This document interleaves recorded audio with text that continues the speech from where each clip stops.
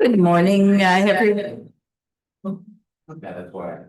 Okay, we will. I'm good. Okay, thank you. We'll call our meeting of June 24th to order, and I will start with the roll call. Mayor of Asphodel Norwood, Mayor Wilford. Here. And Deputy Mayor Burt. Good morning. Cabin Monaghan, Mayor Graham. Present. Deputy Mayor Huntley. Morning. And Duro Dummer, Mayor Watson. Good morning. And Deputy Mayor Nelson. Present. Havelock Belmont Bethune, Mayor Martin. Present. And Deputy Mayor Webb. Present. North Kawartha, Mayor Amiot. Good morning. Deputy Mayor Whalen. Morning. Otonabee South Monaghan, Mayor Taylor. Here. And myself, Deputy Mayor Clark. And in Selwyn, we have the Deputy Warden and Mayor Senes. Morning. And Deputy Mayor Black. Good morning. And in Trent Lakes, Mayor Lambshead I am present. and Deputy Mayor Armstrong. Present. Thank you. We'll start with our land acknowledgement.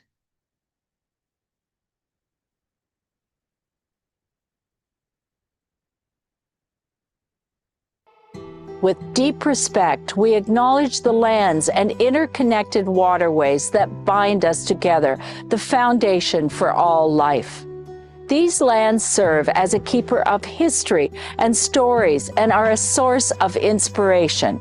In recognizing this, we embrace that all living things possess an important energy and purpose. We extend the utmost gratitude to the original peoples who have been caretakers of these lands and waters of this region from time immemorial, and to this day who continue this commitment. Peterborough County's dedication to reconciliation remains steadfast. In this spirit, we are committed to nurturing meaningful partnerships and connections that contribute to an environment of prosperity and well-being for all generations to come. This acknowledgement is made on the Treaty 20 land and the territory of the Mississauga Anishinaabe, and within the traditional lands of the Mississauga and Chippewa nations, collectively known as the Williams Treaty First Nations. Further, our gratitude is extended to the nations of Alderville, Beausoleil, Curve Lake, Georgina Island, Hiawatha, Rama, and Scugog Island. Thank you. We'll now have a moment of silent reflection.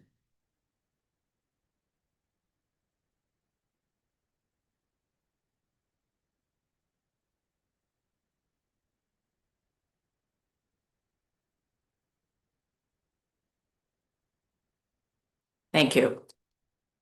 So I'd just like, we've got a very full agenda today, as everyone knows. So I just want to remind everyone that I will be a little more enforceful this meeting with our procedural rules, that you can speak twice to the main question, and that is a 5-minute inclusive of the 2 times on any question in total. So trying to get through this in an expedient manner. So thank you.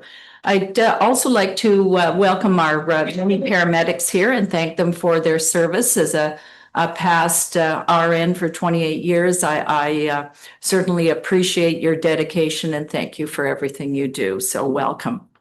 Maybe we'll get some of you running for municipal election this fall. You'll see how exciting county council is. So I'll ask now for an adoption of the agenda. And moved by Mayor Wilford and second by Mayor Martin. All in favor? Thank you. Does anyone have a disclosure of pecuniary interest in any agenda item? If so, please declare.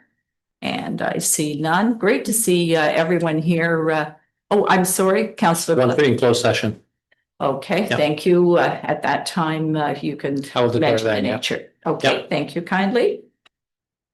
Okay, adoption of our minutes from June the 3rd, and mover, Councillor Lambshead and Councillor Nelson. All in favor? Thank you. And delegations, and I'd like to welcome John McDonald, Senior Fluid Field Geomorphologist. He is with On Terrace, Margot Yursick, Principal Planning, Economic and Facilitator on Ground Solution. So this basically is just telling us the process that he will be going through in order to do this scope of regarding our watershed plan. Welcome, John, and welcome, Mark, as well. Thanks for having us. Please go ahead. Share. Can you hear us? We can. I'm just trying to share the screen here. Okay. There we go. Okay, so John and I are going to be co-presenting, and I will be starting off. So thank you for giving us the time this morning to present Peterborough County's first watershed plan. I hope some or all of you will remember we were last here a little over a year ago, March 2025, to at that time present preliminary background findings and get your feedback. And we are here today to present what will be the final watershed plan. As I believe you understand from the agenda, what we're doing is we're doing it a little bit differently, perhaps than might be done typically. We are giving you the presentation, and we are taking a couple more weeks to finish off comments which were received a little bit late from the conservation authorities. And so you will be getting the plan in July for consideration at your August meeting. So that's the way we're rolling with this one. John, I don't see the slides on my screen anymore. I just want to make sure everyone else can still see them. Oh, no. Okay. It's Yeah. There it Oh. is. Okay. Okay, great. So that's fine, John. You can jump to the next one. So why does the It's off here too. Sorry about that. No, that's okay. We're good. We're good. Yep. Why does the county need a watershed plan? Well, this watershed plan was identified as a priority in the council's last strategic plan. It is needed to conform with current provincial requirements related to land use planning, and we'll expand a little bit on that in our presentation. It is to provide really high-level technical planning and guidance to inform updates to the counties and local municipal official plans. And it is needed to provide a county-wide framework for protecting the county's valued natural heritage and water resources, while also accommodating planned growth that is anticipated in the county. So next slide, please. So the most current provincial planning statement does require large and fast-growing municipalities to do the following: undertake watershed planning. So we all know there have been a lot of changes to the provincial planning framework over the past 4 to 5 years.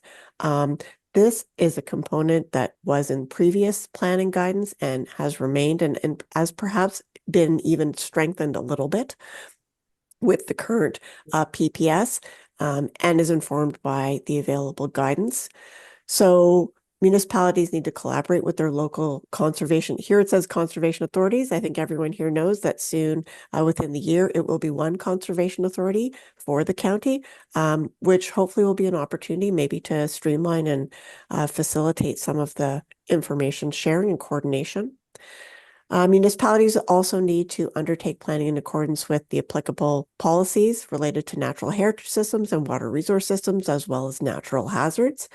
And so that includes maintaining diversity and connectivity, of natural features for the long term, avoiding and mitigating potential negative impacts, usually related to land use changes, development, pits and quarries, etc.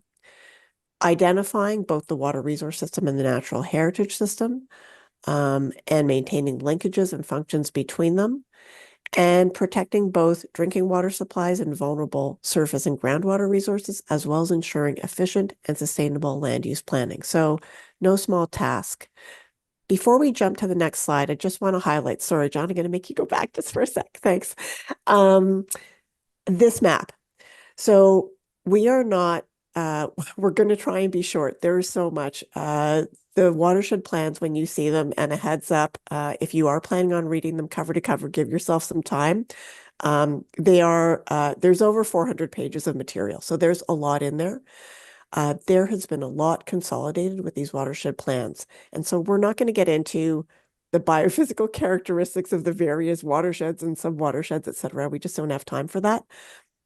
But what I want to highlight at a very high level is one of the things that's critical and unique, and I think, as you all know, in Peterborough County is the municipality basically includes, like, it's basically, the top half-ish is Ecoregion 5E, and the bottom half is basically Ecoregion 6E with what's called the land between as a transitional component.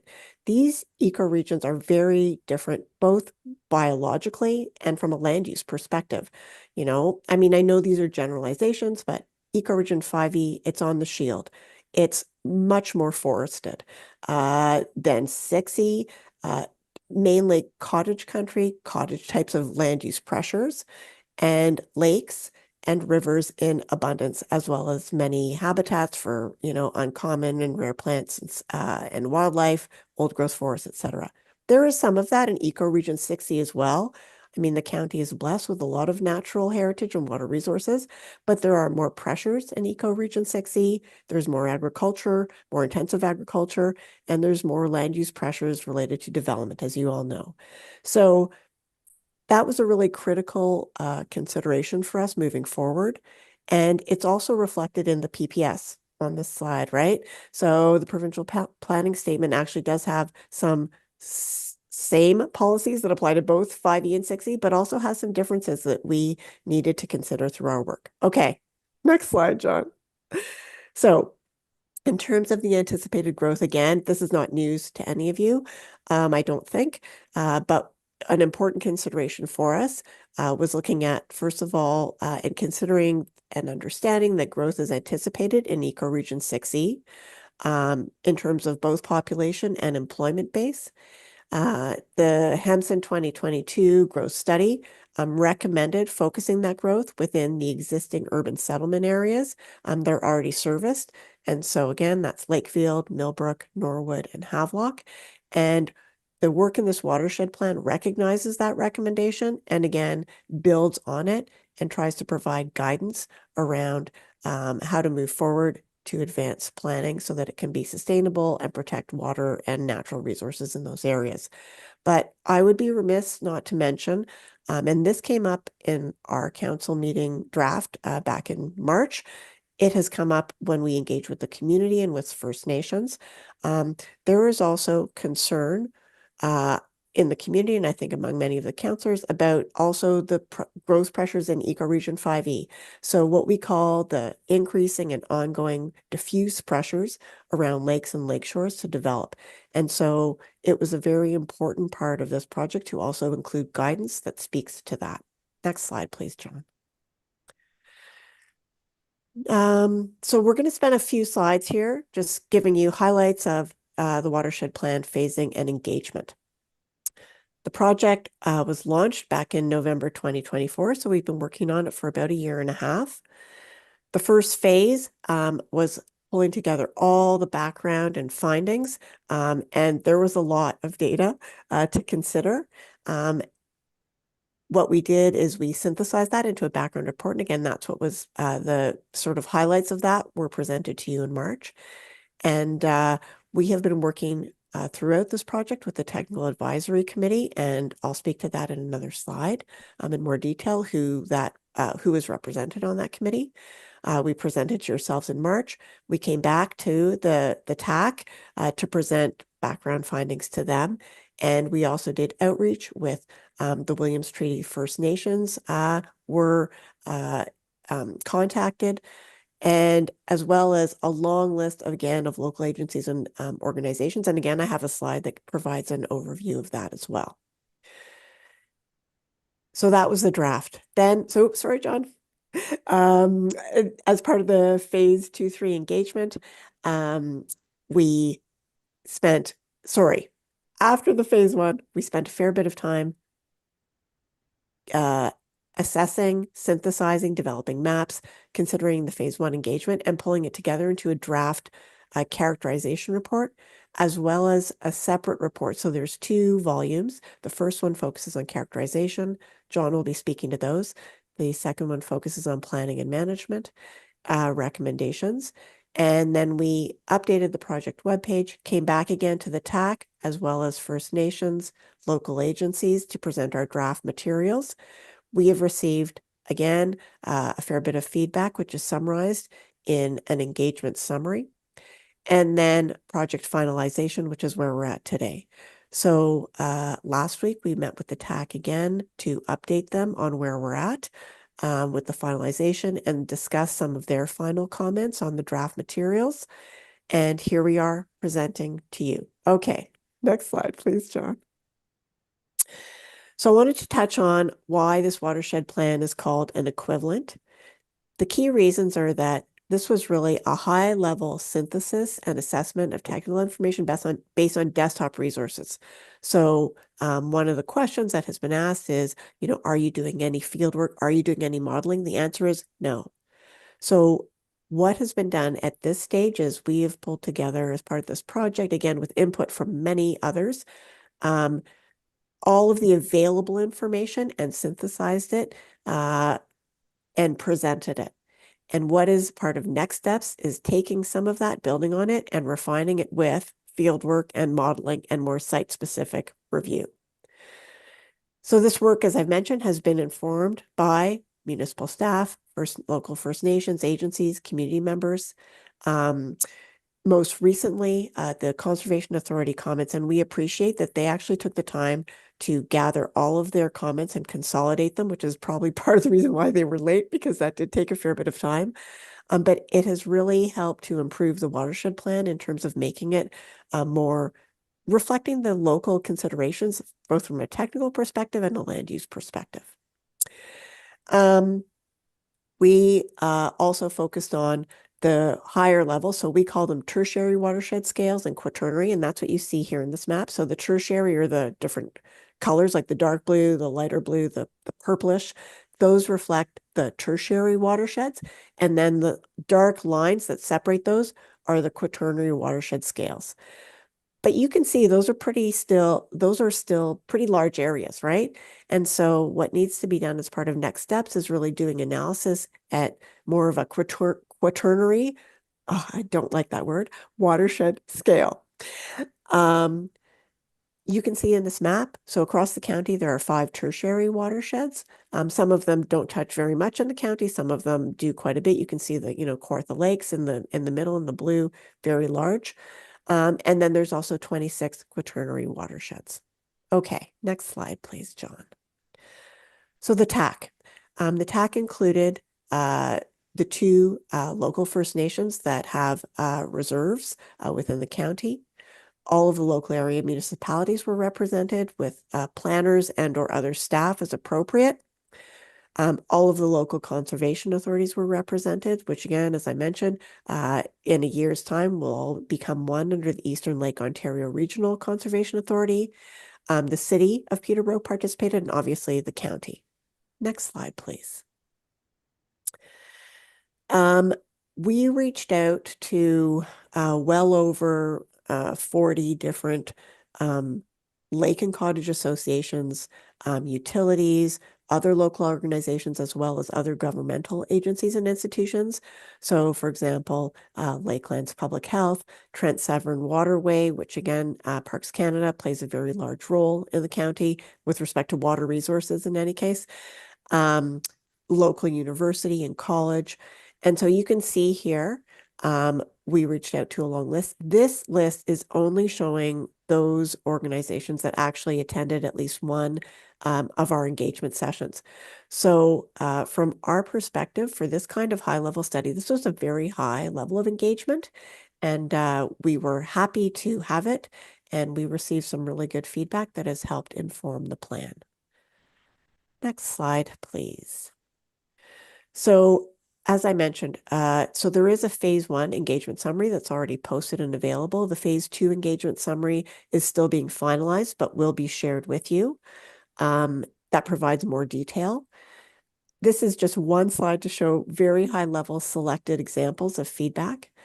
And so, as I mentioned, we engaged with Williams Treaty First Nations. We received a lot of feedback, for example, from Curve Lake, but also Hiawatha, Alderville provided us with input. We heard things about water being its own right, so not a resource, from an Indigenous perspective. You've probably heard that before. Feedback included that growth should proceed only after sub-watershed scale planning is completed. We also heard that from the conservation authorities, and that was and is a recommendation in the watershed plan. Wetlands, floodplains, and riparian zones should be preserved as natural storage. Again, there is technical guidance and planning guidance to support that direction in the plan. The importance of maintaining ecological connectivity, particularly woodland and wetland complexes, was also spoken to. And again, the current official plan includes some guidance, and there are recommendations in the watershed plan to build on the current official plan with some additional policy direction that can be considered by the county and local municipalities as part of official plan updates to come. There was also a recommendation to establish a watershed governance table or group. We also heard that from others, and one of the recommendations is following this project to develop some kind of watershed planning committee that is multi-jurisdictional to help advance the plan. From the local municipalities, we heard pretty consistently that what they are really looking for from this plan is to provide rationale and policy guidance to support watershed, sustainable natural heritage system planning and policies. And again, we have sought to include that primarily in volume 2 of the plan. In terms of the conservation authorities, they identified that there is and confirmed that there is a lack of knowledge regarding the sensitivity and capacity of many of the lakes, particularly in the Kawarthas area as it relates to land use changes. And in response, and based on this feedback, again, we are working on, I'm going to say, enhancing some of the recommendations that we already had in there that speak to lake protections.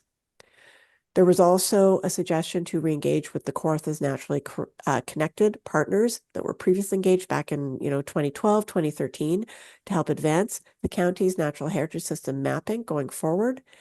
And the conservation authorities really, in both their verbal and written feedback, highlighted their ability to be partners in advancing this watershed plan, how the information in this plan is useful for them for helping to work towards their objectives related to watershed planning and management. And they are continue to be, even with in the context of the reconfiguration, the regionalization of conservation authorities, they continue to be very interested and committed in working with the county and the local municipalities in advancing, providing both technical support and monitoring support and various other types of supports related to the watershed plan. Last but certainly not least, we heard from quite a few lake and cottage associations. And as we heard from council recently, last March, there is very strong support for lakeshore protection, restoration of shoreline health, and continuing to be a very broad interest in maintaining and improving lake water quality through a variety of mechanisms. So I think that is my last slide, John, if I'm not mistaken, and I am transitioning over to you now. Yep, thanks, Margot. That's wonderful. So now I'm just going to give a brief overview of a 400-page document and hope that some of it makes sense.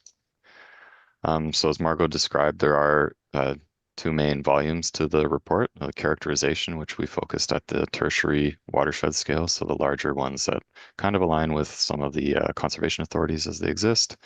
And then we got into more detailed management and guidance prioritization in volume 2. Also included is a map book. So rather than splitting figures up so that you're, going page to page, you can have one map book here to look at the figures, which really tell the story of what's available and the distribution and some of the distribution through the county and within each watershed. So there's a 40-page map book, 40 map book. The pages are much more than that because some of them are multiple figures for just one map. And then also included are the engagement summaries that Margot's mentioned, and that we are finalizing the phase 2 and 3 engagement, so volume 2. So the watershed plan, even though it is an equivalent study, the provincial policy does allow for that. And we do we have achieved the requirements, or we believe we've achieved them, especially in providing considerations for next steps. So through the management guidance, we're providing considerations around surface water quantity and quality and groundwater quantity and quality, natural hazards, so flooding and erosion, just things that are impacted by climate change and how to deal with those and consider them in future studies, and maintaining the connectivity between the systems. So when Margot mentioned water resource system and the natural heritage system, those are inherently interconnected. So there's a benefit to maintaining that connection, and there's some guidance around the type of development and appropriate management approaches to that. Then also some guidance on cumulative impacts as land use changes and how development expands in certain areas and the types of development, and also how to analyze the different types of land use and scenarios and provide different management appropriately from an environmental perspective. So volume 1 is all, it was a fair amount of work, and it's all here on one slide. We had a lot of background data available, reporting, mapping, tables, going back several years. So there's a difference in spatial distribution and even temporal resolution.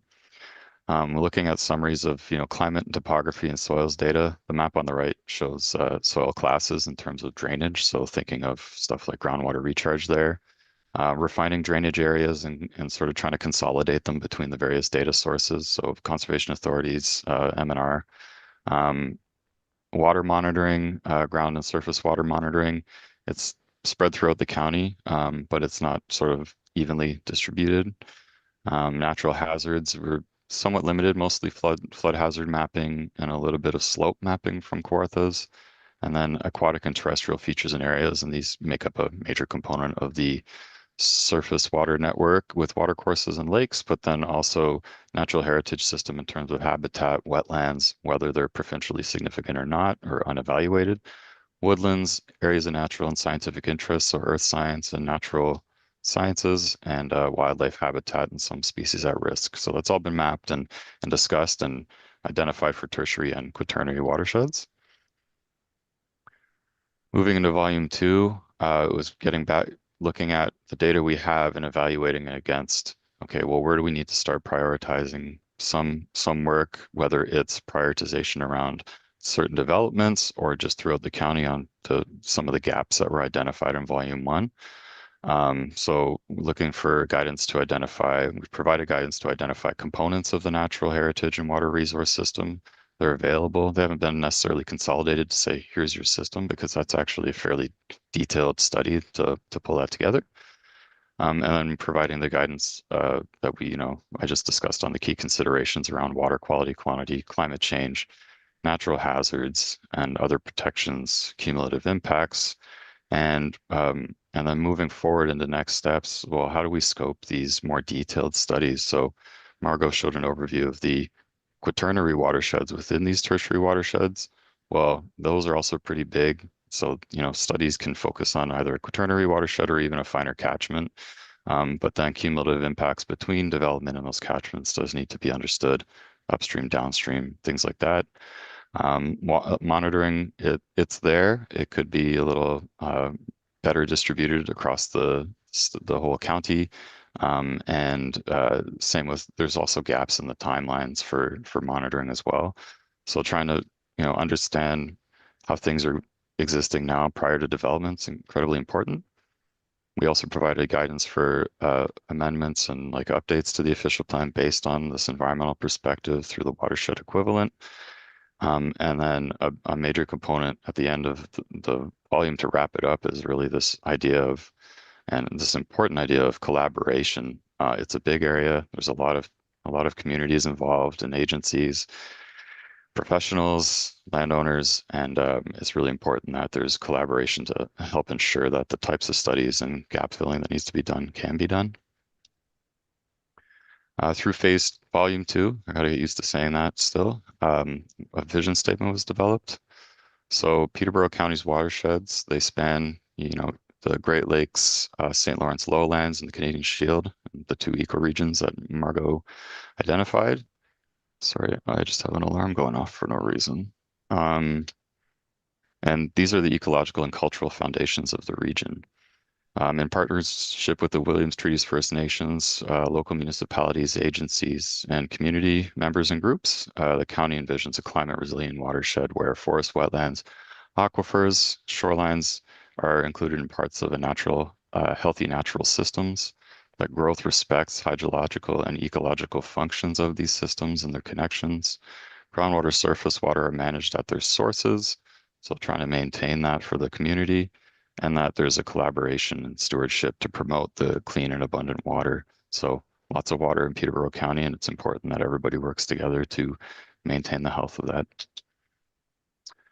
So the goals of the watershed plan, and these are somewhat outlined in the provincial policy, is that we identify natural heritage system and water resource system. So we've identified components of those as available through the mapping, and also where they aren't mapped or where there's a gap. Protecting water quality and quantity, ensuring that land use is informed by watershed planning and the environmental studies that support it. So this watershed plan is extremely important in having that vision. Protecting human health and safety from natural environment, hazards, water quality, climate change, and engaging local communities to maintain and promote the vision that comes out of the watershed plan and the recommendations. And then to also monitor things and have an adaptive management approach. So if there's something that comes out of the data and future studies and we need to change some of the direction or mitigations, that those are well understood and that there's a path forward. So some examples of the guidance we provide through Volume 2. So we've worked with municipalities and counties worked with municipalities and conservation authorities, throughout the time that they've all existed, and they need to continue to do so. So completing sub-watershed studies, these are very detailed studies that occur at a smaller scale than what we looked at here. And you want to prioritize those around some future growth areas or areas where there are development pressures, and to help inform the land use plans that may come out of it. So secondary plans are an example, but it could be a different type of land use plan. Even at the site plan, there still needs to be these appropriate studies.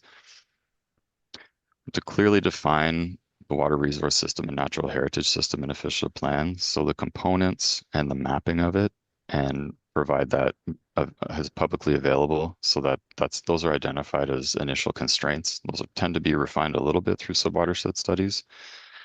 Include the policies that maintain existing groundwater recharge. So that's important for drinking water. It's important for aquatic habitat, maintain infiltration of surface water into the ground. And that there are strong lake protection and shoreline policies. A lot of the development pressures that are spread throughout the county tend to be concentrated around your shorelines. And then treating unevaluated wetlands as significant as an initial step here. There's a constraint. Wetlands are very important, but they do need to be assessed. So identifying them as significant now is better than trying to defer everything to future stages and maybe lose some of the important wetlands that haven't been evaluated.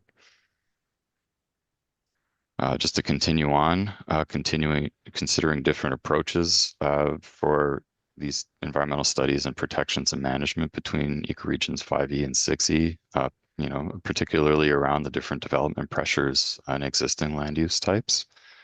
Ensure that there is connectivity with the natural heritage system. It doesn't mean it has to stay in the same place. If there's an alternative linkage, for example, that can be evaluated and promoted through a sub-watershed study, but it does need to have agreement on it. Improve policies for significant woodlands. This did come out of a comment that we received, that there's mapping for it, and to include old growth forests as a component of a significant woodland. Establish a committee to help steer these studies and maintain continuity. So a watershed planning committee. There might be like a technical advisory committee or another steering committee, but it helps ensure that there is continuity and that things like cumulative impacts between studies are being understood. And then continued coordination. So watershed monitoring, filling data gaps, and prioritizing certain field studies and data collection and prioritize what the province actually requires. But we do provide some guidance on what we found as a gap that needs to be monitored, and then these important functions and features. Margot, is this you or is this me? Yes, yes. Okay. I know we're probably going a little bit long here. I'm sorry. I'm sure you can appreciate people who write 400-page reports, aren't great at making short presentations. 3 more slides. I'm going to try and get through this really quickly. I know you guys have a ton on your agenda today. So this slide is really just to note, because you are going to be getting the watershed plans themselves as part of the next document, how we have tried to show a commitment to transparency in how the comments have been received and addressed. So as an appendix to Volume 2, there will be a comment response matrix that includes all of the comments received and how we've addressed them, so that you can refer to that. And we've categorized them into sort of, minor comments like noted or already addressed, to things that are addressed through the plan, and we point to where they're addressed. We also flag some that are kind of next steps, like we couldn't address it through this plan, but these are to be addressed based on guidance in this plan through X, Y, or Z. And there are a very few, like a handful, that we simply could not address through this study. Next slide, please, John. So high-level key takeaways, what this watershed plan means for the county. So as I mentioned, it's a high-level summary based on existing data of county-wide characterization of existing natural heritage and water resources that can be used by the county, local municipalities, conservation authorities, local stewardship groups, etc. It does include identification of key gaps as well as the information we have. It includes a vision, goal, and objectives for watershed planning in the county. It includes guidance for identifying components of a water resource system and natural heritage system in policy and mapping, in compliance with the requirements of provincial policy. And it provides high-level planning and technical guidance to help the county and its municipal partners and others develop and implement recommendations related to protecting the water and natural heritage resources in a context of climate change, to help advance local stewardship and to inform sustainable growth through, as we've talked about, more detailed studies that include fieldwork and monitoring, and modeling to come. Next slide, please, John. So the immediate next steps for the county are, well, it's not, the immediate next steps will be to look at the plans once you receive them, and hopefully to approve the plan. And after that, to complete updates to the county official plan. I understand from my last conversation with Kazai that you are still awaiting ministerial approval. Hopefully once that is received, the county can build on some of the information and guidance in this watershed plan to move that forward. Continuing to work with local municipalities, conservation authorities, and others to advance these more detailed sub-watershed studies and growth areas, again, as resources and opportunities and demand, requires. And finally, to support ongoing data collection and monitoring, including gap filling in partnership with others. Again, as John mentioned, it's a big county, as you know, with not a ton of people in it. And it takes a village to continue to update this information. But it is very important to protect the resources that the county has. And I will close with that and we'll open up to any questions. Okay. Thank you, John and Margot, for the presentation. Just a few comments I'd make before I open it up to questions. We have a very engaged community here, and I'd just like to mention that Jeanette Lovey-Smith, she is our CAO from Autonomy Conservation, as well as acting for the Crow as well. So anyway, welcome, and certainly here listening as well to add guidance to this. And also I understand that Keziah will be bringing a report back August the 5th on this as well. So anyway, just to let everyone know about those forthcoming things. So we will open it up for questions.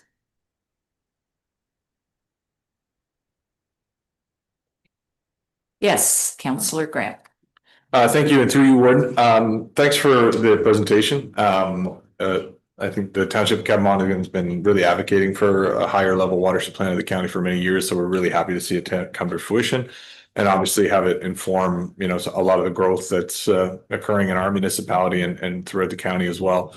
I guess, so appreciate all the hard work that's gone into it thus far, and obviously there's lots more work to do. I was wondering if you can maybe, and I'm sure the lengthy report that we'll be seeing later speaks to maybe some of this, but maybe if you can provide some high level sort of basic suggestions as to the sorts of data gaps that exist, obviously that need to be mined down, and maybe a little bit of some of the implications of, you know, what sort of monitoring are we talking about, and how extensive and robust, you know, understanding the amount of, you know, water courses, et cetera, throughout the county.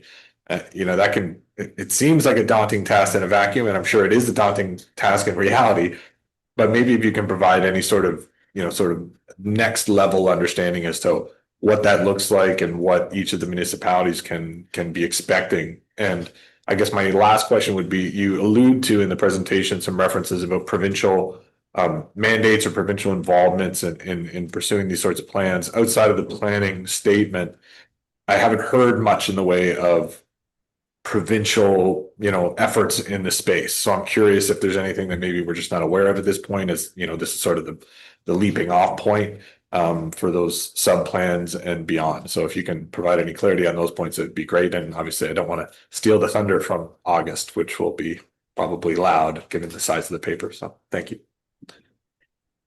Those are really great questions. I think what I will do is I'm going to try and address what we call the terrestrial side of things, and I'm going to let John try and address the water side of things, because that's kind of where our expertise lies.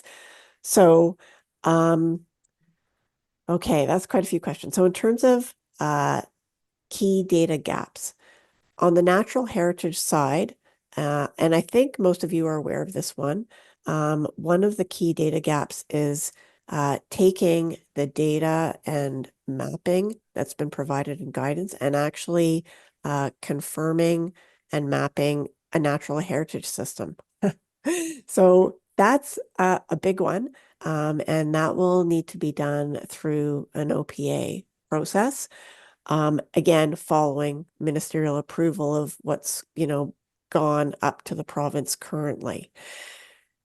So I won't get into details on that. I could answer follow-up questions if needed, but that's probably from a, you know, and not to say natural heritage system is just terrestrial, but it tends to be built on the components of, as you know, woodlands, wetlands, significant wildlife habitat, ANSIs, of which you have many in the county, linkages, right?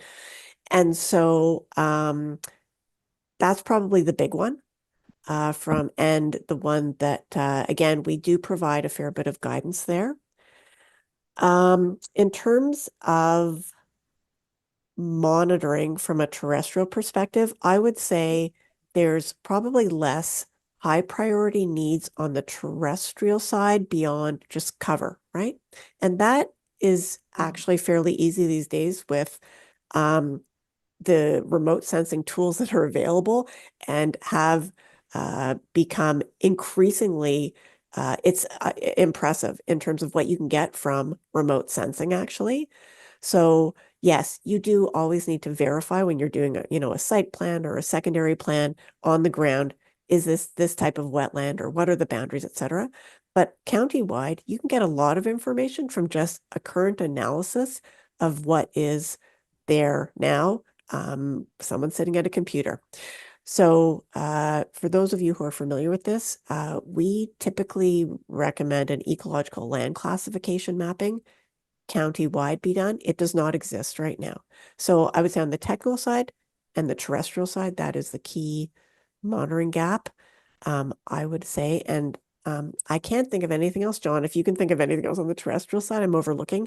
But with that, I'm going to pass it over to you to speak to on the water side. On the terrestrial side, it would just be like some of the gaps are just confirming some of the work around like ELC and then the details around wetlands, right? Woodlands. Right. So we have everything sort of mapped at a high level right now. Only a few areas had the details needed to complete that. For the water side, it does sound like a lot of work to do the water monitoring and stuff, but it doesn't have to be. It just a better distribution is sort of what we're promoting here. Just to get back to the gaps, so erosion hazards aren't really mapped for the county at all, but that does happen through subwatershed study planning. Some conservation authorities do wrap it into their regulated mapping. You just have to kind of tease it away between flooding and erosion. Confirmation of certain hazards like karst hazards, there's mapping that infers that there may be karst here, so that's just where like limestone rock is sort of withering away and you have this hazard associated with that and sinkholes, but it's also a groundwater thing. Groundwater monitoring, groundwater modeling is actually a bit of a gap, and ecologically significant groundwater recharge areas aren't really available. So there's groundwater recharge areas, but the ones that are ecologically significant have to be better understood. And some of that's just very like just through field work with piezometers and things like that, just to monitor wetlands and other just surface water interactions. So you want to tease those out a little bit if, maintaining water quantity and quality is one of the key important tasks here as the province actually requires. And then flood modeling, it's not as available throughout. It was available for certain parts, but I think the mapping can be better updated. So there's just modeling that needs to be done based on whatever return interval storm, just to refine that. So yeah, just with it being such a big area, you can do that within the tertiary watersheds. But I think with the merging of the conservation authorities, a lot of this stuff can be pushed forward across the county. Monitoring would mostly be stream flow and groundwater on the water side of things. And just as long as it's representative enough for maybe a regional model. And then as subwatershed studies and development stuff happens, you get the more focused groundwater monitoring that, you can push on the developers to do. So the conservation authorities and municipalities could initiate it, but in terms of getting a baseline, but then the developers can take that over certain areas. All right, thank you. And Councillor Armstrong. Thank you very much, Warden Clark. Two questions. First, yes or no, in consideration of growth and development, you referenced residential. Are you also looking into growth for quarries, agriculture, industrial, and the pressures that those put on our natural features? So I think the short answer to that question is we haven't specified at this scale. So yes, we're considering all of those things, any land use changes. And so the guidance that is in the watershed plans really speaks to, it doesn't matter if it's, I guess part of it is we're anticipating, as we understand through the Hampson study, that there will be residential and employment growth pressures within the settlement areas. But the guidance that we include speaks to any type of land use change that might impact any of the water and terrestrial resources. So we don't, the level of resolution of the watershed plan doesn't say do this for this type of impact, right? It's for any type of impact. Here are the steps, here are the studies, here are some of the key considerations. Okay, thank you. The second one is a procedural one. On the bottom of your slides, it says Ontario's proprietary and confidential on all the slides, but I do want to share this with our Environmental Advisory Committee. So is that possible, or can you remove those, or what's the status of your report today? I get the feeling that has to do more with our logos than anything, but yeah, these things are publicly available, or they can be publicly available. We tend to post them. So it can be shared, and we'll be able to circulate it after this. Okay, if you could do that, please, without the proprietary and confidential. I don't want to get sure. this. I don't want Warden Clark getting me out of jail. Councillor Nelson. Thank you, William. Thanks for your presentation.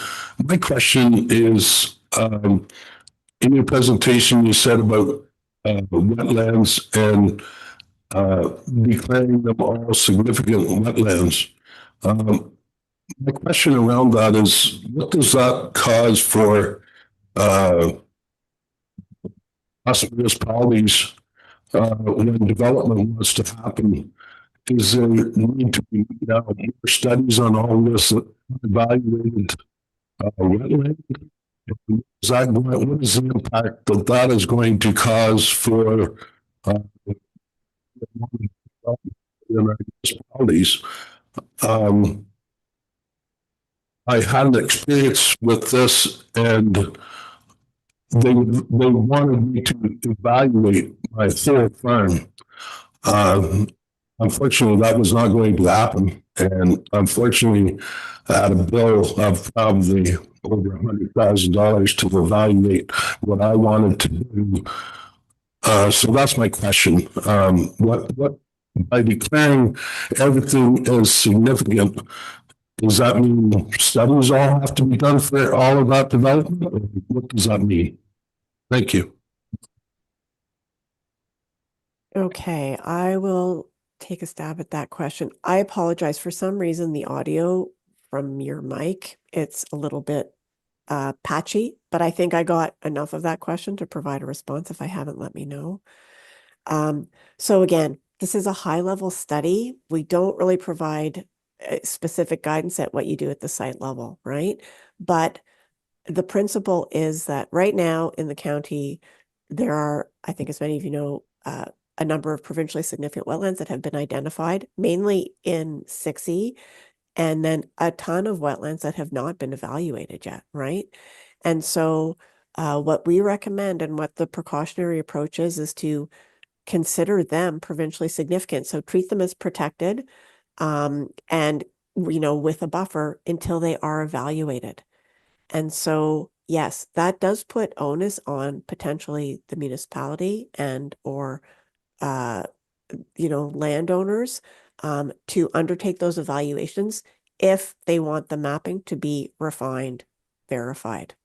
So that's the short answer. You know, I think there was actually a question from Councillor Graham, the first one, and he asked about what is the province doing? You know, they've outlined these policy requirements and implemented these changes. And, you know, what is the province, you know, sort of doing? And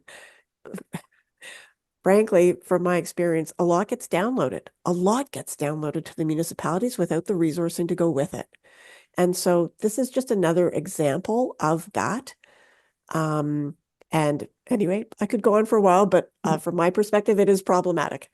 So yeah, John, I don't know did you have anything to add on that? Really, it's just a little bit of a precautionary approach just to highlight these features right now. So they're not necessarily going to be significant after the studies are done.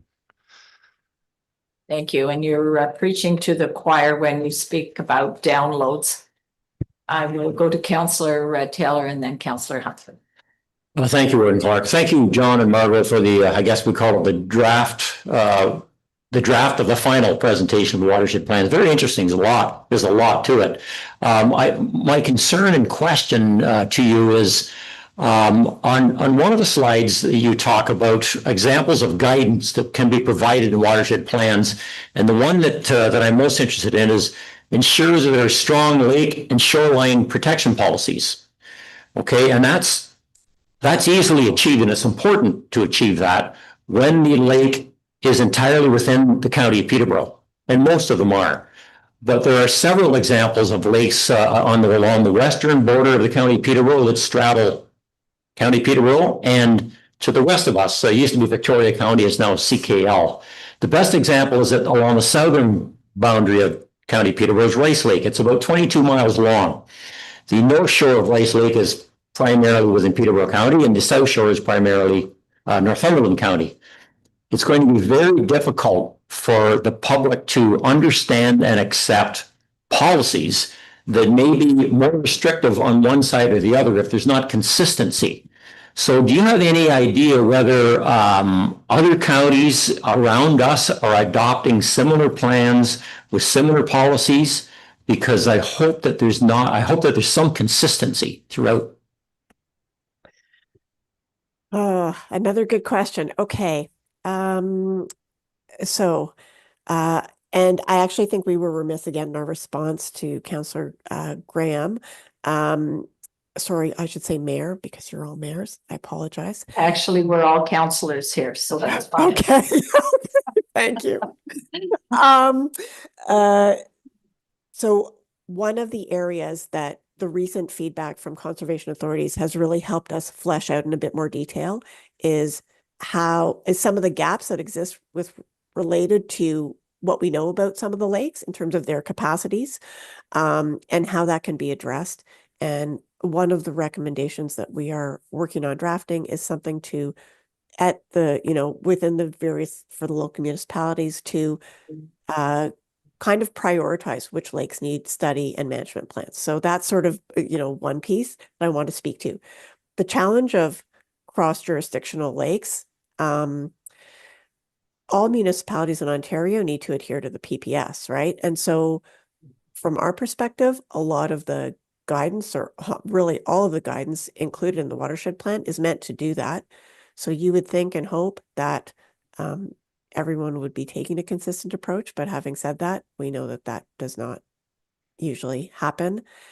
And the real solution, and not to punt the problem, is really for the province to provide a bit more guidance on what's required for lake protections, which my understanding is currently does not really exist in a very substantial or robust way. Other than that, it's, hopefully perhaps having these consolidated conservation authorities will provide an opportunity for more consistency. So there's a plus of the regionalization of those groups. But yeah, I think, it does present some potential challenges. John, I don't know again if you had anything to add on that. No, I don't. Okay, thank Yeah. you. And I will now go to Councillor Huntley. Thank you, and through you, Chair. I just want to thank you, Margot and John, for this report. I know when we first started talking about watershed plans in this room, it was pretty nebulous, and I think a lot of people really didn't have a full grasp of what was involved and what it entailed, and what the output of it even was. So I think it's all come together quite nicely, I believe, and I think we're at a very good jumping off point where we can take this to the next level where we need to, and reprioritize and figure out where we need to go. I think you guys did an amazing job of consolidating a ton of data that we knew was out there. We just didn't know how to access it. So it's great that you guys have been able to pull it all together. And as you said, now it's time to take it to the next level and really drive down the details where needed. So thank you. Thank you. Thank you. I thank you for the presentation. I see Councillor Huntley is going to, with that ending, receive the report. And a seconder, Deputy Mayor Senes, all in favor. I'll just make one comment with Alto certainly on our minds, and the berm certainly template that they're using. How will this affect with we're certainly seeing more severe climate change and significant rainfalls. How will that affect with a berm model and blocking those natural runoffs? So I'll leave it with that. I don't think anyone has those answers yet. So thank you again for the presentation, and we'll look for Keziah's report on the 5th. Thank you. Thank you. Thank you. Moving on, we're going to Rebecca Daner, Director of Energy Programs and the Climate Action Partnerships for the Better Homes Retrofit Program. Welcome. Thank you very much for having me here this morning. Just going to share my screen. Oh, great. Thank you. Go. Okay, here we are. Perfect.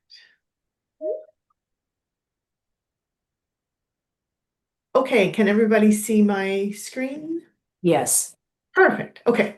So thank you very much for having me here this morning. I know it's a packed agenda, really great, interesting presentation we just heard. So I will go through a lot of information pretty quickly, but happy to go back and answer any questions if you have them. So I am Rebecca Daynard. I'm the Director of Energy Programs with the Climate Action Partnership, which is an Ontario-based charitable organization that works primarily with municipalities to create bold climate action programs. So the purpose of the presentation today is to go over the Better Homes Peterborough County program, which is a residential retrofit program. We did this work back in the spring and fall of last year. So we're going to be looking at some of the housing archetypes in Peterborough County, as well as the retrofit opportunities, going over a bit of the program design and recommendations, some budget considerations, next steps and decision points for council, and then of course answer any questions and get some input from those in the room today. Okay, so a residential retrofit program really aligns very well with a lot of Peterborough County's municipal goals. We were looking to reduce residential emissions. 33% of Peterborough County's emissions are from residential buildings, and this is one of the only levers that you have at your disposal to really address those emissions.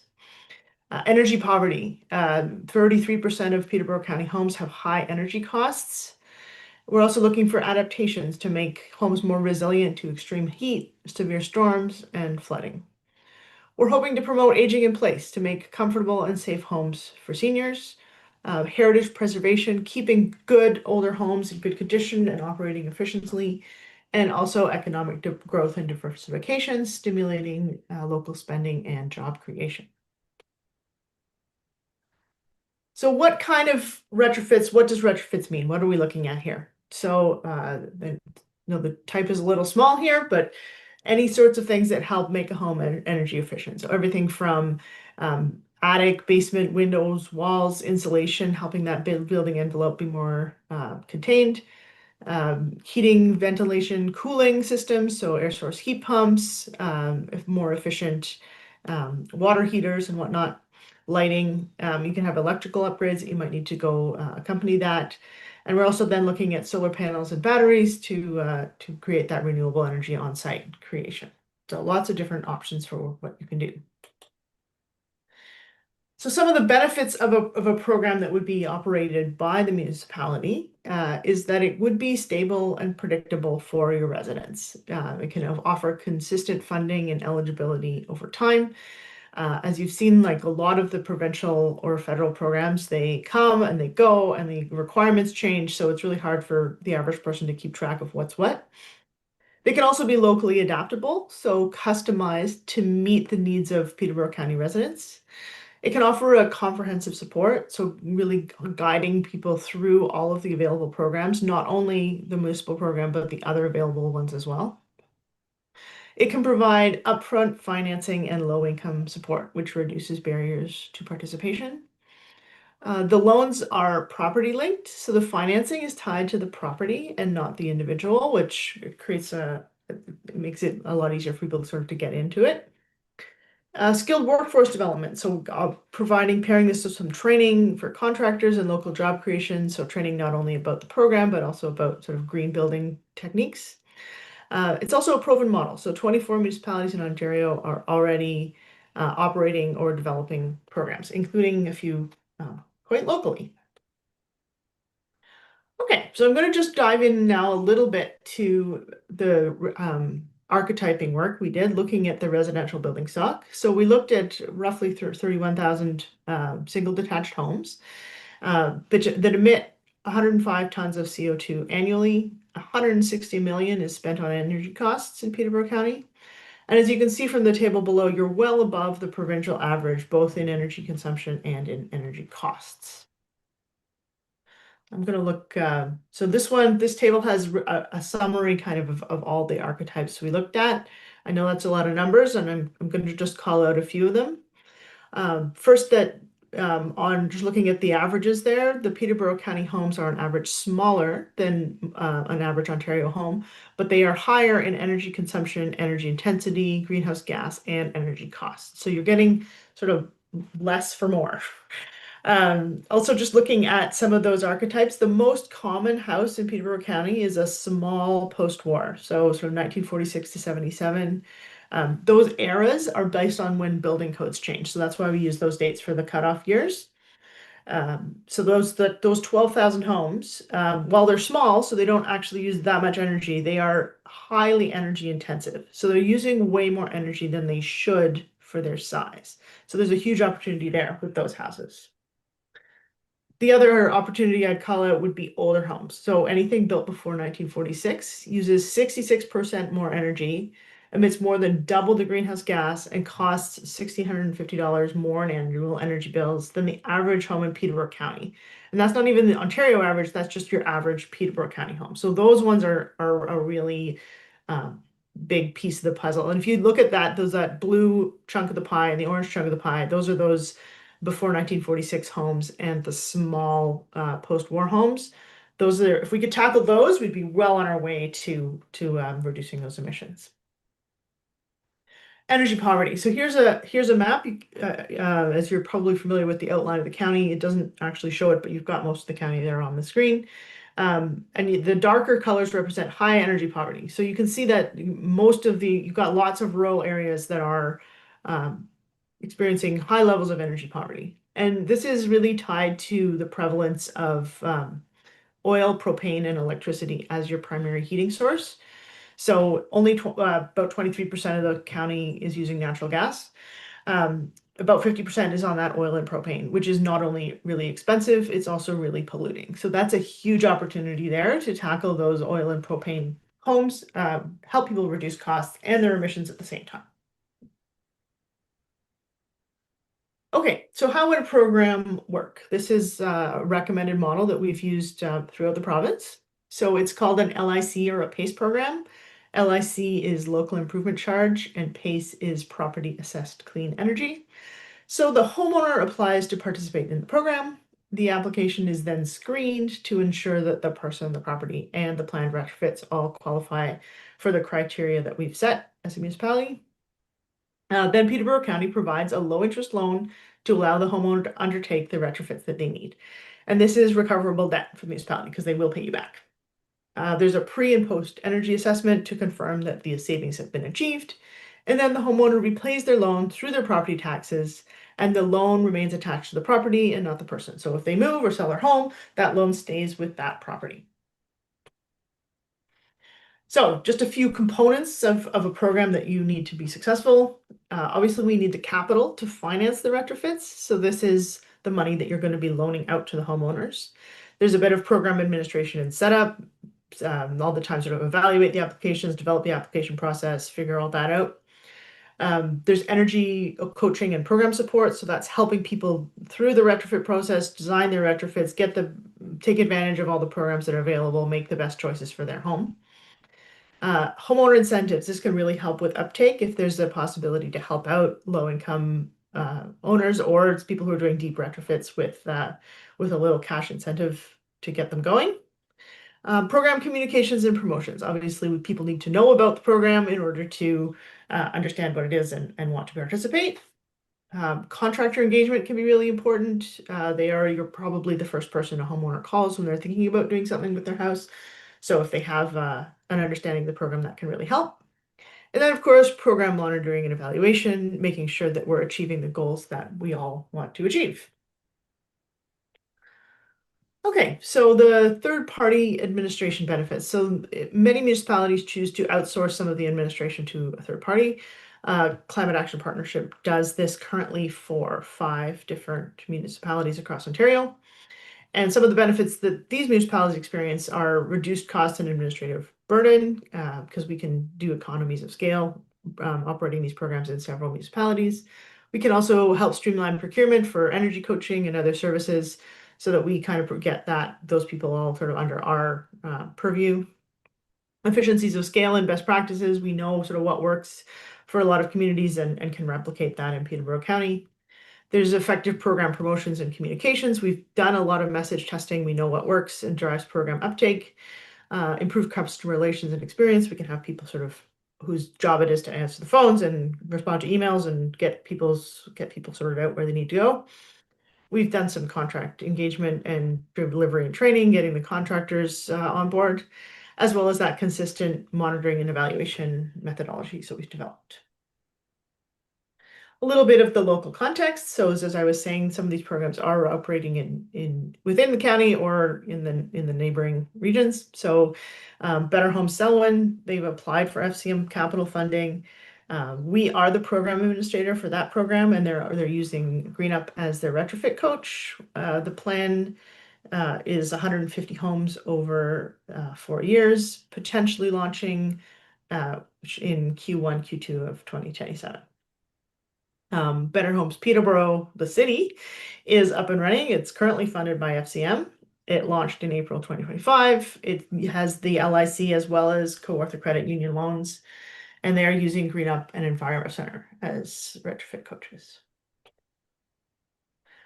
Quick look at the potential budget. So this is sort of a good starter size program. So 1.5 million in capital, and that's the loans that you're sending out to people.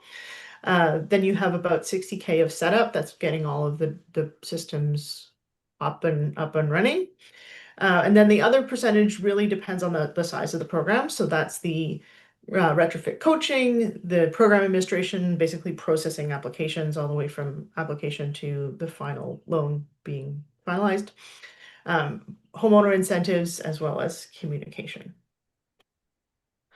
This is a little bit of a sort of a pluses and minuses of how a program could be operated. So there's things that increase the costs, but also increase participation, and things that decrease costs, but also decrease participation. So the thing that you really is really key is the interest rate that you're able to offer. So a below market interest rate will increase participation. People would like to have that, as well as incentives, program marketing, and retrofit coaching and program support. Those can really help to drive participation, but can make a program more expensive to operate. And then to decrease costs, so if you have above market interest rate, it can really decrease people's interest in the program. Administration fees also do that. Fewer incentives, less marketing, reduced coaching and support. Obviously, that kind of can pull a program down if you don't have those pieces in place. So this is some somewhat exciting news. There are 2 new funding streams coming in the fall of 2026. One is called Scaling Community Efficiency Financing, and the other is Residential Resilience Financing. Now, the catch to these ones is that only municipalities that are already operating PACE programs are eligible to apply for these funds. And the reason for this is that it's pulling in private capital, which is quite risk averse, so that they are not. They see operating programs as lower risk than new programs. So this is why they are focusing on that for now. So this may or may not be an opportunity that Peterborough is eligible for, but thought I'd put it up there just in case. It's a loan grant combo. It may be fully allocated quite quickly. It also might be refinanced. So there's a lot of unknowns around this. I just wanted to kind of put it out there as a possibility. I wouldn't count on this being the sort of golden solution to everything. Okay, so quickly to go through the key decisions and next steps. First of all, does Peterborough County want to continue to pursue a residential retrofit program? So everything else sort of depends on that. If hopefully they're still interested in doing this program. And then will you use the LIC model as recommended? And then what kind of scale of program is feasible? The capital budget, so this is the loans, what internal resources can support the capital object, what internal resources can support the capital budget, what loan options are available and feasible to get that capital to lend out to people. And then there's the operating budget, what resources are available for that, if that's financial, human resources, community resources, what have we got going on there? Program delivery is the program going to be delivered internally by Peterborough County staff or outsourced to a third party, such as us or someone else? And is it going to be an open procurement or a sole source for that program delivery? Then we get into the real details, eligibility, what housing types, what retrofits are going to be eligible, and how is that eligibility verified? What incentives can the program offer, and what and who is eligible for incentives? And finally, verification. How will be verified that retrofits have been done, and how do we measure program impact? So that was a very quick overview of a lot of thinking and work that's gone into this. But would pause now for questions and happy to go back to anything anybody would like to see again. Thank you, Rebecca. I'm not going to open it up to questions because I understand you are staying online, and we're having Carrie Snoddy, our manager of waste and sustainability, along with our intern Dexter Aiken, do a presentation right following this. So please hold all the questions and we'll do them after their presentation. So I just need a mover and a seconder for this. Move by Councillor Graham, a second by Councillor Burt. All in favor? Thank you. And we'll turn it over to Carrie. Thank you. Good morning. As the one mentioned first, I just want to thank our climate intern Dexter for putting this report together, as well as thank Rebecca for coming to present today with all of her knowledge and expertise. So as I said, she's the expert. I'm not going to go into a ton of detail on her presentation. I think she explained the program quite well. The reason this is coming to council today is so last year we worked with Rebecca and Climate Action Partnership on this study, feasibility report that's attached as the appendix. And that was a fully funded study through Green Municipal Fund through FCM. And then this initiative was identified in the recently approved Sustainability and Climate Change Action Plan. So we've had that study kind of ready for a while to bring forward once that plan was approved. So I'm just really going to touch on what the recommendation is in the report. So we're not asking council today to approve a program, but really all of those questions that Rebecca had at the end of the presentation is what we're hoping to move forward with and answer and bring some more detail back to council. So we're recommending that if council is interested in proceeding, looking at exploring financing options to support that capital budget that we would lend out, reaching out to financial institutions, getting some actual details, potentially for a program for 50 homes, and then developing that detailed capital as well as the operating budget for council consideration. So that operating budget piece is the piece that would not be recoverable. So putting together an actual specific number of what that would look like, looking at identifying and confirming what the delivery roles could be, and selecting Climate Action Partnership as the program administrator should the program move forward. We'd have to go out to each township and seek interest because there is a township component to this, that there would have to be some work done by township staff because you are connected to the property tax payments, and that's how these loans would be paid back. And then just finalizing all the program design elements like eligibility, what retrofit measures would be included in the program. And then we would report back to council with a proposed plan and budget by the end of the year. Now I think we Okay, can thank you. any questions. We will now open it up for questions. There are two municipalities that have shown interest or are involved in it. Am I correct? So back last year, when we first started this process, there was a meeting with Climate Action Partnership and several municipalities, staff from municipalities attended that meeting, and there was general interest at that time to look at a program. Thank you. Open it up for questions. Sorry. Yes, thank you. Heather, it's the light behind. I look angelic. I get it. You just have the halo, and I can't close the door legally. So That's fine. Through you, I do have a couple of questions. First to our presenter, please. In your presentation, Rebecca, you had noted on, I don't have a slide number, I apologize, energy poverty. And there was that map that outlined the areas and low to high. What is the foundation or basis of that data source? Where is that coming from? Just so I have some understanding. Yeah, sure. So the work was originally done by an organization called CUSP, which is forgotten the acronym. The current data is from ICLEI Canada Climate Insights map, and it's a great map that allows you to sort of put lots of sort of socio and economic data sort of aligned with climate data. I can send you the link. It's a map of all of Canada that has those standards. And the sort of high to low is like based on percentage of your income that you spend on energy.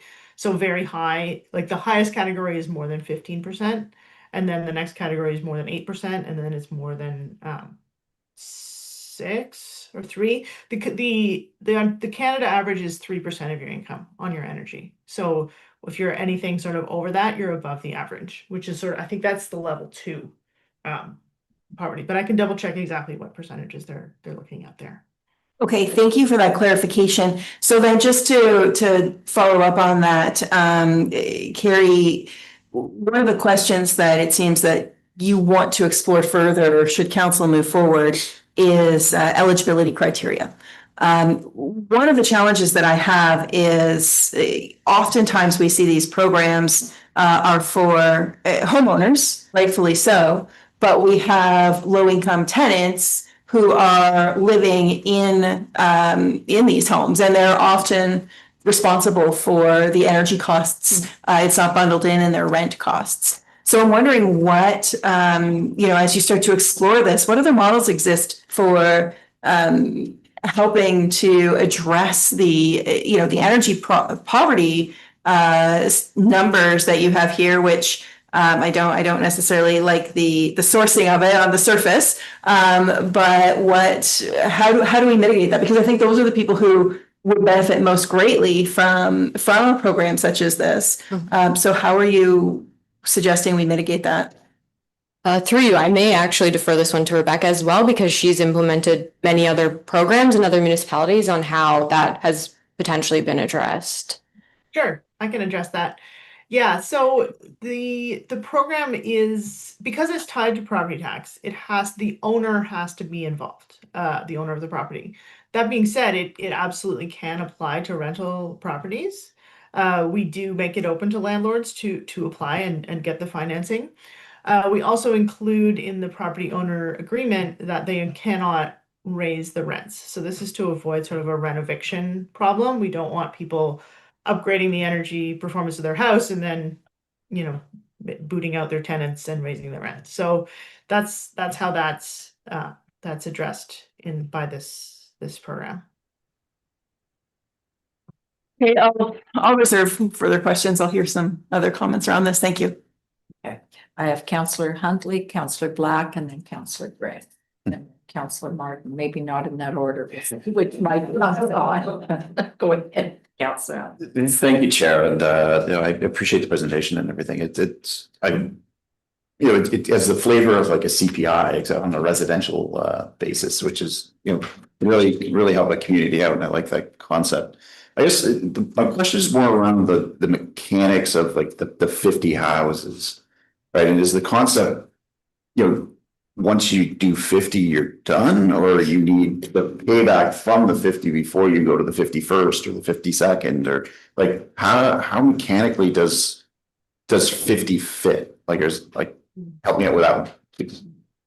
Yeah, sure. So the idea to start with sort of a manageable chunk means that we test the idea, we make sure that the program is going to work. The idea is that we don't stop after 50. We would look at the next tranche of loans, and this has happened in somewhere like Ottawa, which has a mature program. I think they're probably on their 3rd or 4th sort of go around, where they go out and then they get more financing on the next time around. The idea is to start small, because we're going to be borrowing that capital from somewhere, Infrastructure Ontario, Canada Infrastructure Bank, somewhere that money is coming from. And you maybe don't want to take the risk of starting with a $10 million loan. You want to start with a smaller one, test it out, see how it works. And if it's going well, then you could borrow more and get more of them done. There is also sort of some of the operating costs are fixed. Like if we're setting up a website, the website is set up, you don't have to pay for that again when you add more homes. But some things like the energy coaching, the customer service, the processing applications really do scale with the size of the program as well. So you do need to continue to have operating budget to carry on beyond the 50. The other thought is, there may be opportunities sort of once you get into the game, there may be opportunities to scale it through some things like those FCM fundings, which that's sort of the hope. But that's not confirmed. I guess I would caution because it hasn't even officially launched yet, so we don't really know exactly what the terms of those funds are going to be. But one hopes that these programs will keep going because they are so successful and popular throughout many communities in Ontario who've run them for many years. So I hope that answers the question. It does, thank you. And I guess my only other comment to that is, we've seen these programs come and go from the, federal, provincial level, and they, it's a pot of money, and once it's gone, it's gone. So Yeah. If you were thinking of, doing a heat pump and you missed the window, you missed it, right? Or same thing with insulation lately, or Right. window programs, like they come and they go, right? So having a more consistent program, definitely makes far more sense. And Yeah. And if it's a loan, the thing about a loan is you always get your money back. A grant program, it's like once you spent you've paid for however many heat pumps you can afford, and then you're done because you actually gave people the money and they're not giving it back. So that means you could run out of money. Thank you. Councillor Black. Yeah, through the warden. Thanks for the presentation. Solid Township's well on our way, and we're starting with 150 homes, and so it surprised me a little bit that the county would start with such a small number when one township is already looking at doing it with a larger number, and we're well on our way to doing the program. Really, the question for me is, what's the advantage of the county doing it when each township can apply and provide their own program? And in fact, it has to be administered essentially from the loan and then repayment process through the tax system, and that's a township function. And the other thing that concerns me is the eligibility criteria could be different from township to township. I think presentations we've seen from yourself shows that the northern part of the county is more propane, and the built up areas that have access to natural gas, there might be a different criteria within each township of what they want to support. So I guess really the question for me is, what's the advantage to having this run through a county program and then have to be handed off to each municipality to manage the loans down the road?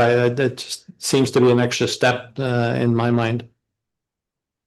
Sure, I can speak to that. We actually currently run the program in Dufferin County, which is another upper tier, and the lower tier municipalities are quite grateful not to have so much of the burden. We do that program. I mean, Selwyn's in a particular situation because you are sort of ahead of where the county is at this point. I would say that's not the case probably certainly in Dufferin County, it was not the case that any of those municipalities had the capacity to do it on their own. And because of how we set up the program, we've really, minimized the amount of work that is at the lower tier level. It can really go either way. We have, lower tiers are doing it all by themselves, like Selwyn and Huntsville. But you can also have it that most of the stuff happens at the county level, and we really just do just the bylaws and the tax check at the lower tier level, and everything else happens at the county level. So there is a large component of the work that can be sort of scaled up to the county, and then you also do have that consistency. I think it would be advisable to sort of be a bit consistent across the townships in terms of what is eligible.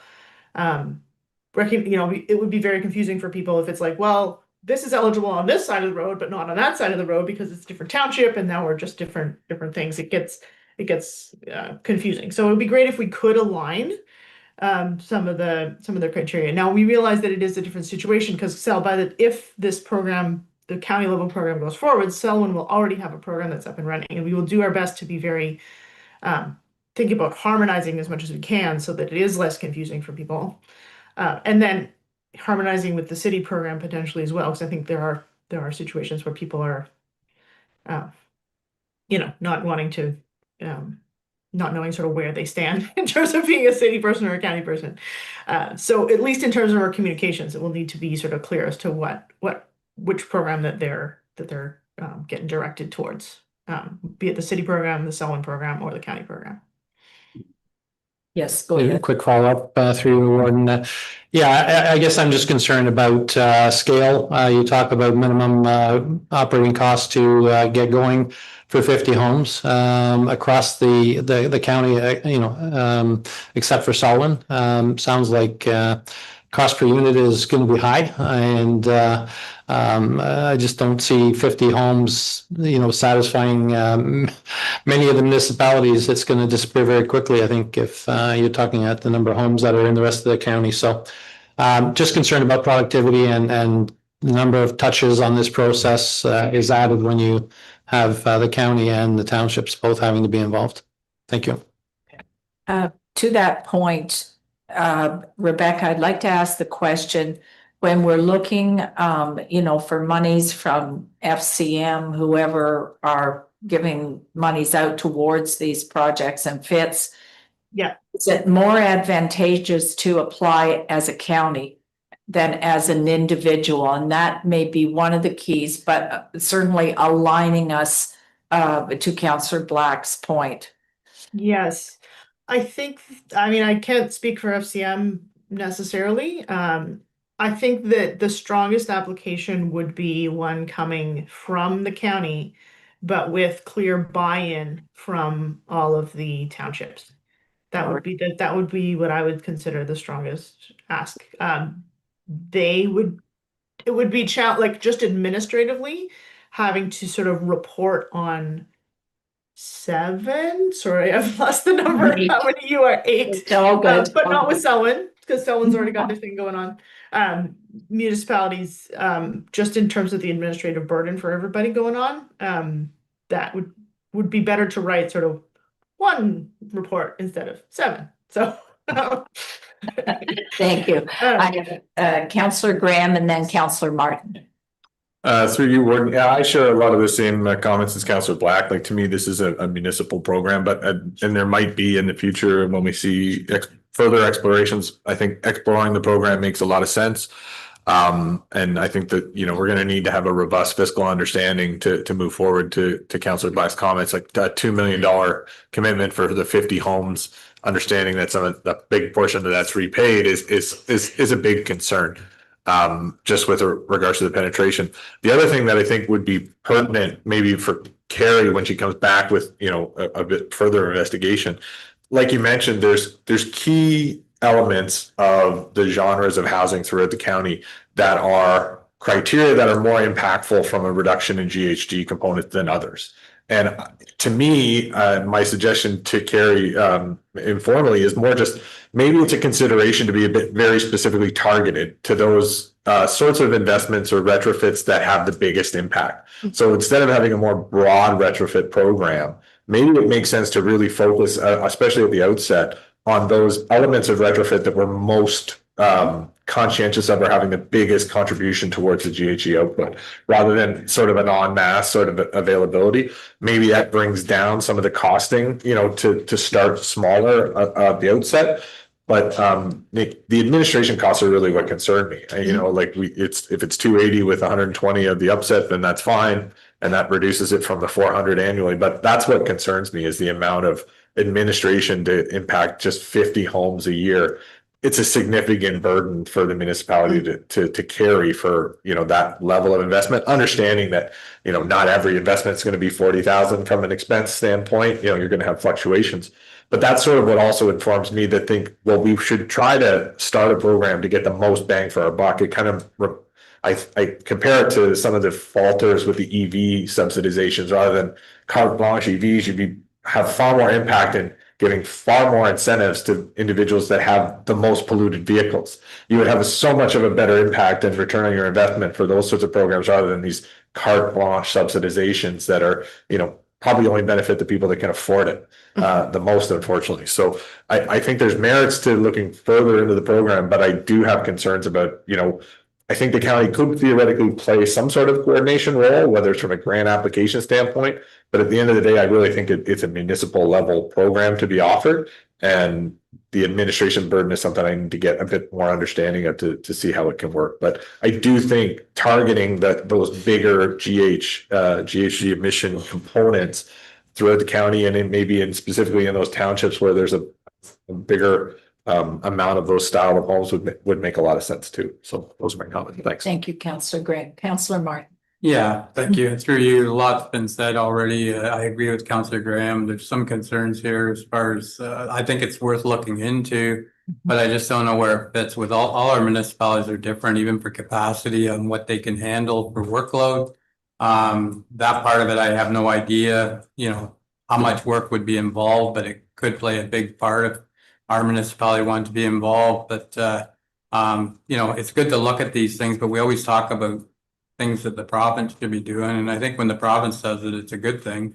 They have a lot more finances than we do, but it's worth looking into and see if it's feasible. But I do have some concerns too. Thank you. Okay, see no further questions, so we'll wait for that report to come back then. Thank you. And yes, I'm going to motion.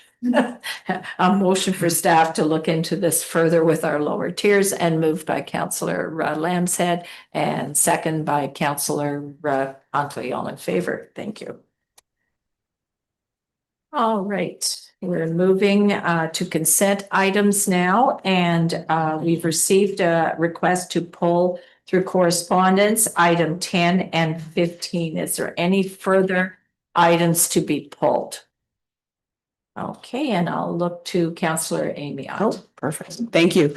Yes, through you, I was just wanted to bring these forward just to see if council would consider passing a resolution of support. The first one regarding it's a request about the review of the use of the current value assessment based apportionment for provincially mandated and shared municipal services. And it just highlights that the current system is only a reflection of the municipality's ability to pay. It doesn't account for a variety of different things with the seasonal properties, different industrial, so all that kind of stuff. And we've talked about it a little bit here at the county level too, when it comes to the current value assessment. And they have a great report, the mayor of Calvin, I believe, put it in, and it talks about it just demonstrates the distribution of costs among municipalities using a CVA formula and then a per household and a hybrid. And it's just asking the province to maybe take a look at this, because the disparities are growing, and it might be a good idea to explore that. So I'm just putting it out there. I'd like to move motion to support. Okay, do I have a seconder for that? Councillor Armstrong, all in favor? Yay. All right. I think it's a very good ask. I don't think the province quite gets it. Maybe they will this time. All right, and item 15. And the next one is with respect to, it calls for a permanent, stable and predictable non-competitive funding for our fire departments. And I think many folks know, I think most of us probably have also volunteer firefighters, but it's the current grant programs are for both full-time fire departments and volunteer fire departments, and it's a competitive application process, and it doesn't reflect the different financial and admin capacities between urban versus rural municipalities. So I just, again, putting forward a motion to support looking at the province to create some permanent and stable funding that isn't competitive and that really will help to support the rural municipalities with those volunteer fire departments. Quite shocking when you look at the number of volunteers. 75% of Ontario, all of Ontario is volunteer firefighters, yeah. So I see a lot of heads nodding, so moved by Councillor Amiot and second by Councillor Wilford. All in favor? Thank you. Thanks.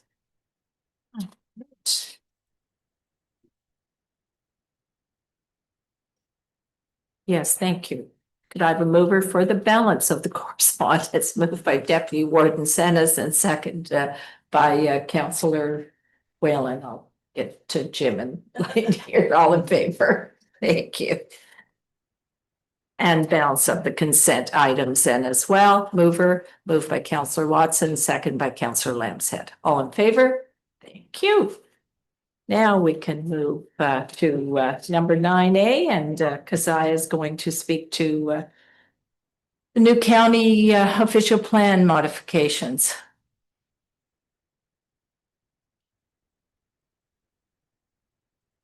Thank you, Warden. To the podium again on this subject. Yes. So before you, you have a draft decision on the county's new official plan. So as you know, this is a very big, important step that we've waited a very, very long time to get to. I feel like I've given this speech quite a few times over the last few years. In June 2022, the county adopted a new official plan. And shortly thereafter, the Minister of Municipal Affairs and Housing paused the legislative timeline for making a decision.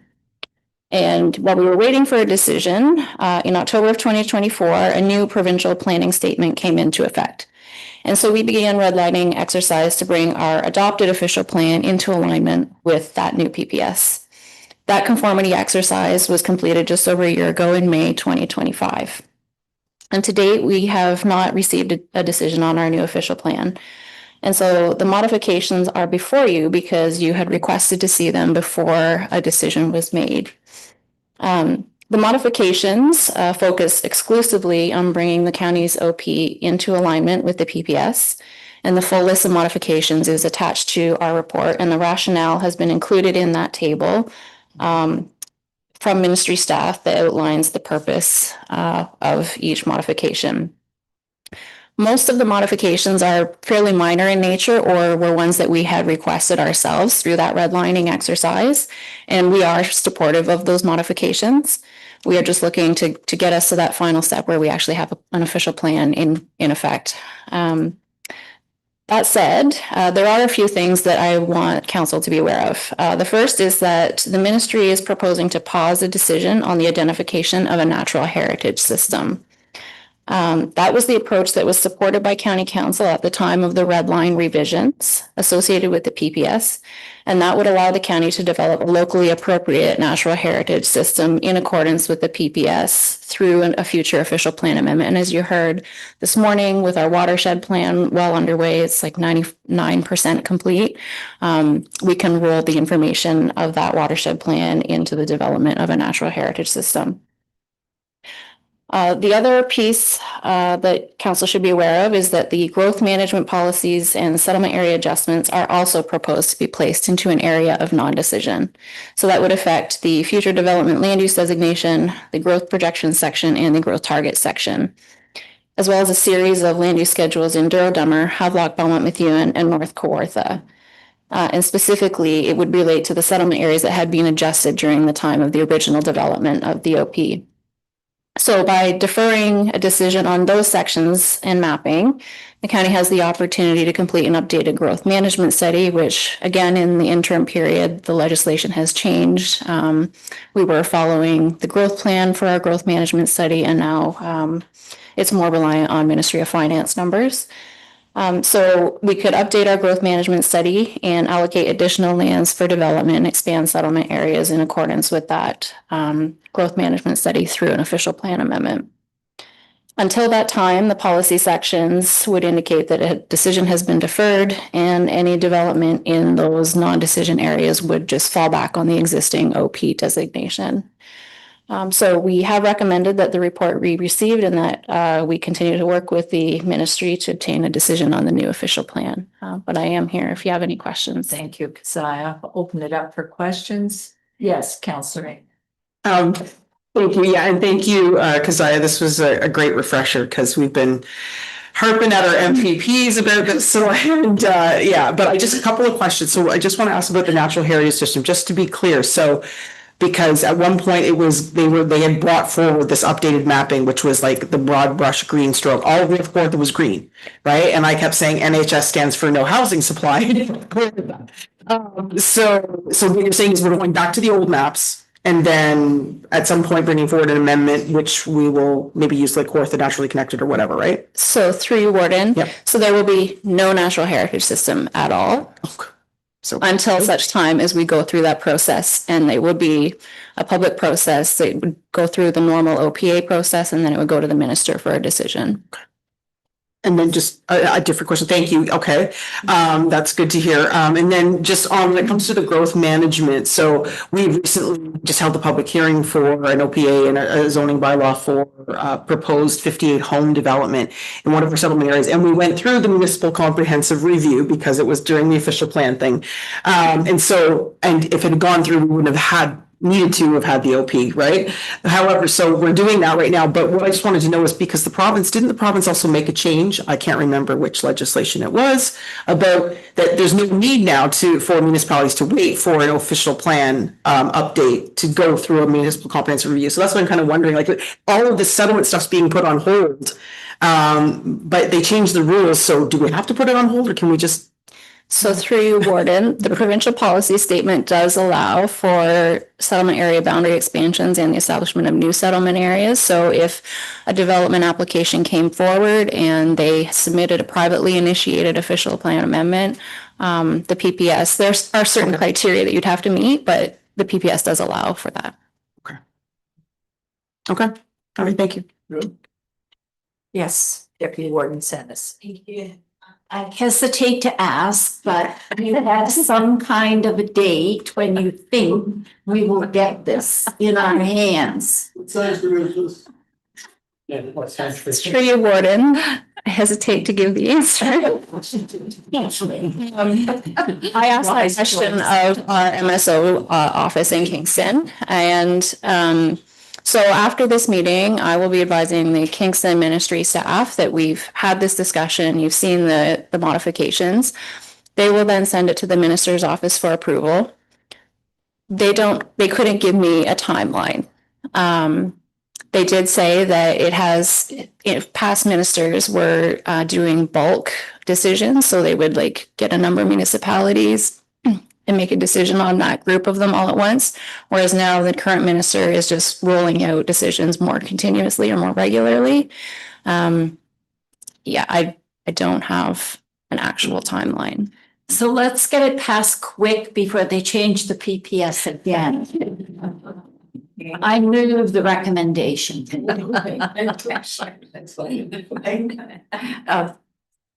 So I move I'll come back to speak to it, Councillor Graham. So moved by Deputy Warden Sennis. And a seconder to that, please, Councillor Whelan. So speak to the motion, please, Councillor Graham. I hope my question speaks to the motion. Just wanted a little more clarity with regards to the comment about the NHS, because I'm just confused. So, we've had these mapping conversations. We wanted this other map. We were told no, so we're sticking with the old map. But the comment about, and I know this is a kind of a precarious subject, but if we're going to refine our own local mapping, which is kind of what it seems like we're kind of getting to, which will be a massive undertaking and not something that any municipality has been involved in to this extent ever, will be a tremendous cost, et cetera. But the comment was something to the effect that the maps there's really no map until you make your own map. So that I kind of don't know what to do with that, because there are maps now and they're, the verbiage and the acronyms are what they are. And the project to create a local map will be maybe a decade long and X millions of dollars and whatever, depending on there's a million ways it could go, but to get an accurate map over a jurisdiction of this, size and scope is not a trivial effort.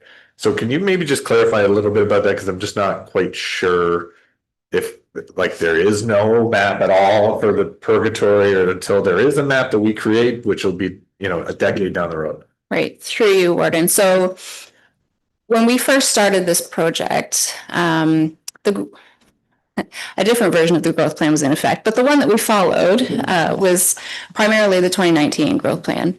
And it implemented a provincial natural heritage system, which was, as Councillor Amiot pointed out, it was the all-encompassing green blob, I think as council called it.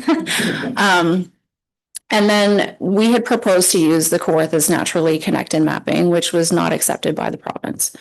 And so currently in our existing official plan, we don't have a natural heritage system. There are protections for natural heritage features. And in the new official plan, there continues to be protections for natural heritage features. So it speaks to provincially significant wetlands, locally significant wetlands, unevaluated wetlands, ANSIs, woodlands, all of those types of features. So those protections remain in place and that mapping remains in place, but it's just the overall system where the connectivity and the linkages and everything kind of come together and provide a little bit more direction. Thank you. Just a clarification, Warren, if I could, Quickly, please. just a question. So the components of the map still are all enshrined in the mapping or the areas that we have, but it's the collection of them all into an integrated system that we're protecting en masse is what's being kind of removed. But whatever the components are that exist are still there, and the buffers, et cetera, and the requirements are still there. Okay. Correct. Great. All right. Thank you for being quick, Counselor. All in favor? Thank you. Zaya, you still have the podium and speaking on the 1066 Sire line. Yep. So through you, Warden, before you is a report that addresses two related development applications. It's County Files 15 CD 23001 and 15 T 23004. They are for a draft plan of subdivision and common elements condominium. The lands are located at 1066 Sire Line in the township of Cabin-Monaghan. The subdivision application is for an industrial use and proposes 5 blocks, 3 of which would be further subdivided through part lot control at such time when businesses come forward to purchase land. So this ensures that each lot within the subdivision is tailored to that specific proposed use. Each of the proposed lots will be serviced by individually owned and operated wells and septic systems. The common elements condominium is shown on the subdivision plan as blocks 1 and 4, and those blocks will serve as common element internal roadway, environmental block, and drainage easement. As a little bit of background, the property has previously been the subject of official plan and zoning amendments, which changed the designation and zoning to rural employment. Through both the subdivision and condo applications and the prior official plan amendment, a number of studies were submitted in support of the applications, including a planning study, traffic impact study, stormwater management, environmental impact study, archaeological assessment, and a hydrogeological study. All of those have been subject to the peer review process, either by our consultant Stantec or through a public agency. Some of those studies and the recommendations have been updated as a result of that review process, and recommendations of the studies have been captured in draft plan conditions. And so the applications are before council today because the county is in receipt of 2 letters of concern from neighboring residents. The concerns relate to water supply, environmental impact, and stormwater management. So with respect to the water supply, a hydrogeological study was completed at the time of the official plan amendment, which indicated that there was a sustainable supply of water that was available and that usage should be limited to low water usage, which is fairly typical in rural areas that are using well water supply. The township has requested draft plan conditions, which would require further hydrogeological study to be completed, which demonstrates there's a sufficient capacity to serve the proposed use, and that well water reports be completed for each well drilled on the subdivision lands. Concerns have also been raised about the impact on the natural environment and water courses not being shown on the draft plans. So since the time those comments were received, the draft plans have been updated to show the water courses that traverse the site, together with a 15-meter buffer. There are no natural heritage features on the property that are of provincial significance, but there are natural heritage features of both provincial and regional significance adjacent to the property. So for that reason, an EIS was completed to address the impact on those features, and draft plan conditions are proposed to implement the recommendations of the EIS. There's also been a comment received that has raised concerns about the proposed stormwater management and whether it is sufficient. So a preliminary stormwater management plan was submitted in support of the application, and the proposed development includes construction of a roadway, swales, and landscape features. The swales are proposed to provide infiltration volume and long-term sediment retention, and the stormwater management report indicates that those facilities will provide more water quantity and infiltration volume than what is required. Those studies have been reviewed by the Township of Cabin-Monaghan and the Autonomy Region Conservation Authority, both of which have requested draft plan conditions related to stormwater, including detailed stormwater management design and lot grading and drainage plans. So our technical report, it provides a thorough review of all the applicable policies of the official plans and the PPS and Planning Act. And it's our opinion that the applications conform or are consistent with all of the applicable policy, and that concerns brought forward have or will be addressed through the implementation of draft plan conditions. Thank you, Keziah. Councillor Graham. Thank you, Warden, and through you, thanks for the report. This is a very important commercial industrial development for the municipality. It's been years in the making, so we're happy to get it to this point. We're looking forward to moving forward and bringing much needed, significant employment lands online to serve the region. And there's we've had a lot of interest in the site, but getting to this point has been no small feat, but we appreciate the county's support. And for the record, a lot of the provincial jurisdictions have been the main impediments to getting this along. So it's been, I think 6-7 years in the making to get to this point, with a lot of work and even some equity put in by the municipality along the way. So we appreciate the county's support in getting it to this point. I'd be happy to move the report after the questions. Certainly important for both the county and Cavan Monaghan. This is fantastic news. So don't see any further questions. So moved by Councillor Graham and seconder Councillor Amiot. All in favor? Thank you. All right, we'll invite Carrie back to the podium and you speak about the organics.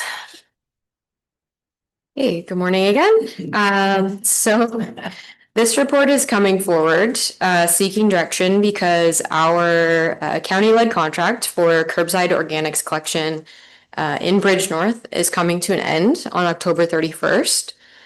So because of that and because of the results of the garbage and organic study that's been done before, we took a look and reviewed the 20-year curbside pilot program for collection in Bridgenorth. And so we're recommending ending the program due to low participation rates, the high cost on a per ton basis for diversion, and just due to the program not being equitable or available to all residents in townships across the county. And so if council does decide to end this program, staff would send out a letter to Bridgenorth residents informing them of the change.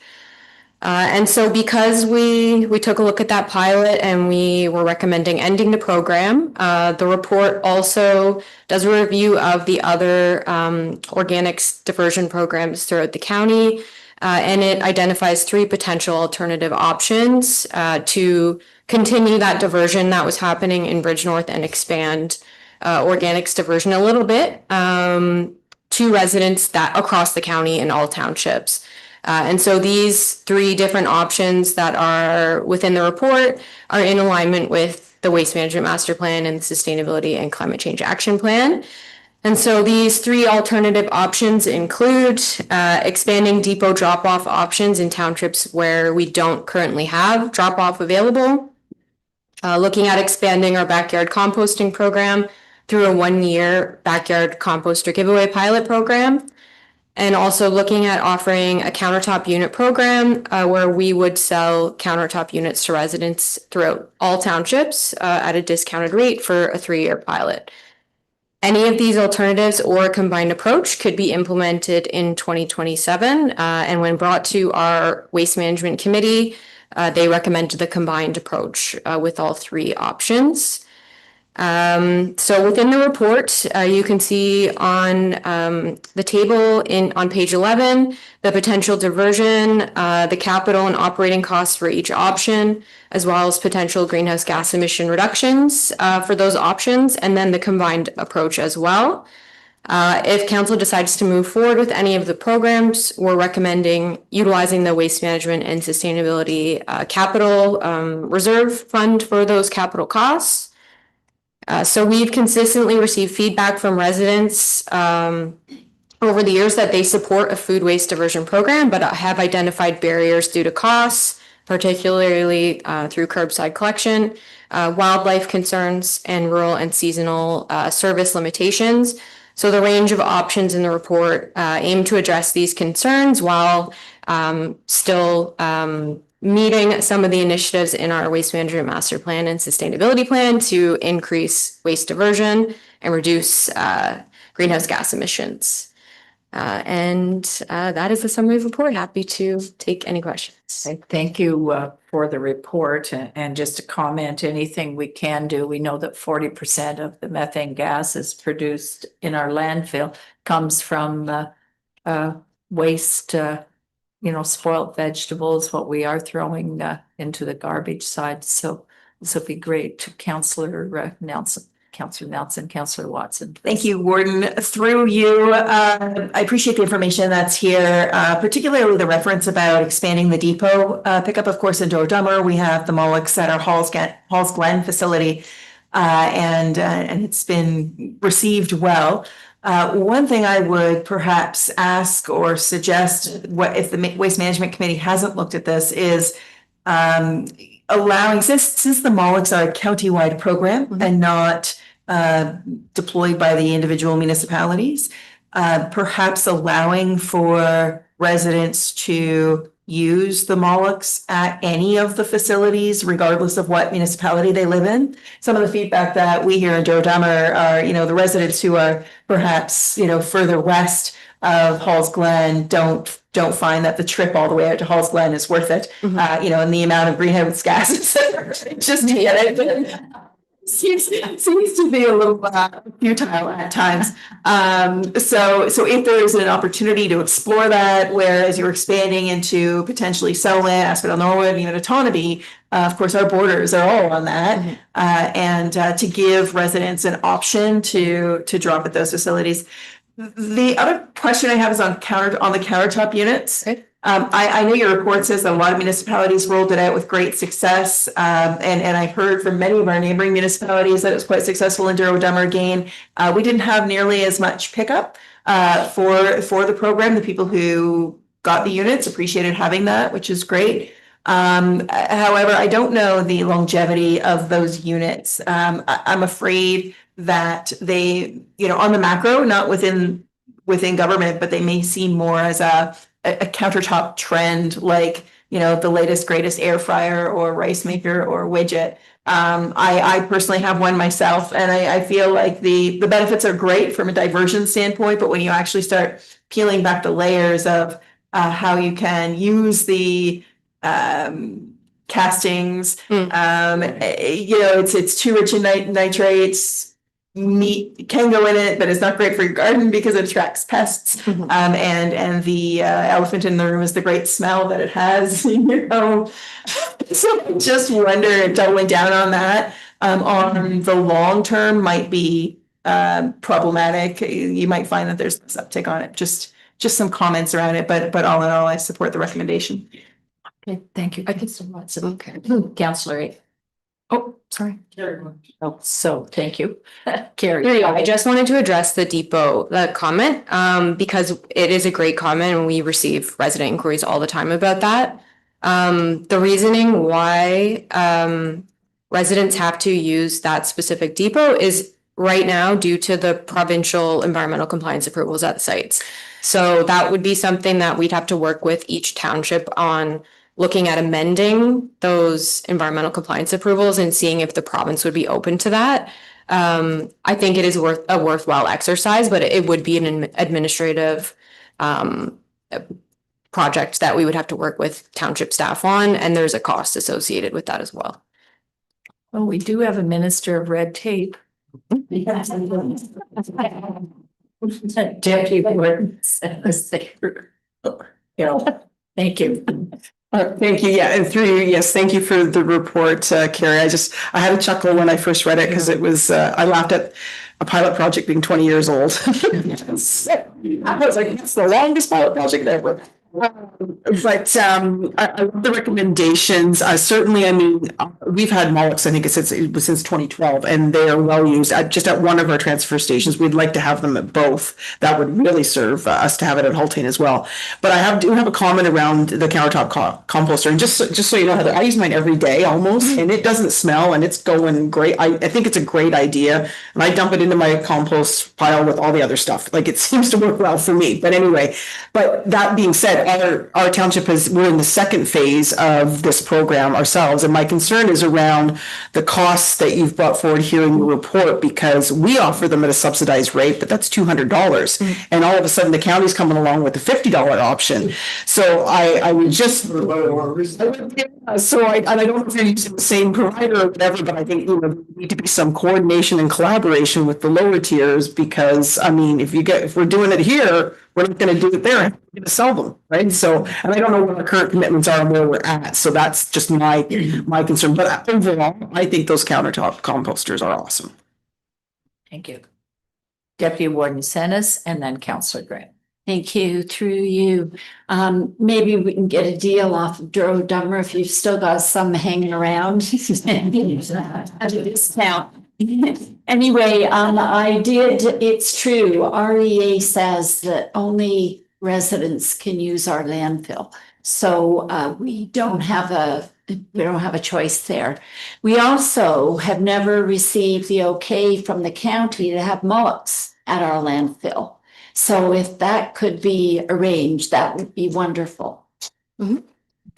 Yep, that's part of the recommendation for sure. Okay, yeah. I didn't know if you were aware that we didn't have the approval, but yeah, we haven't been able to have mullets at our landfill.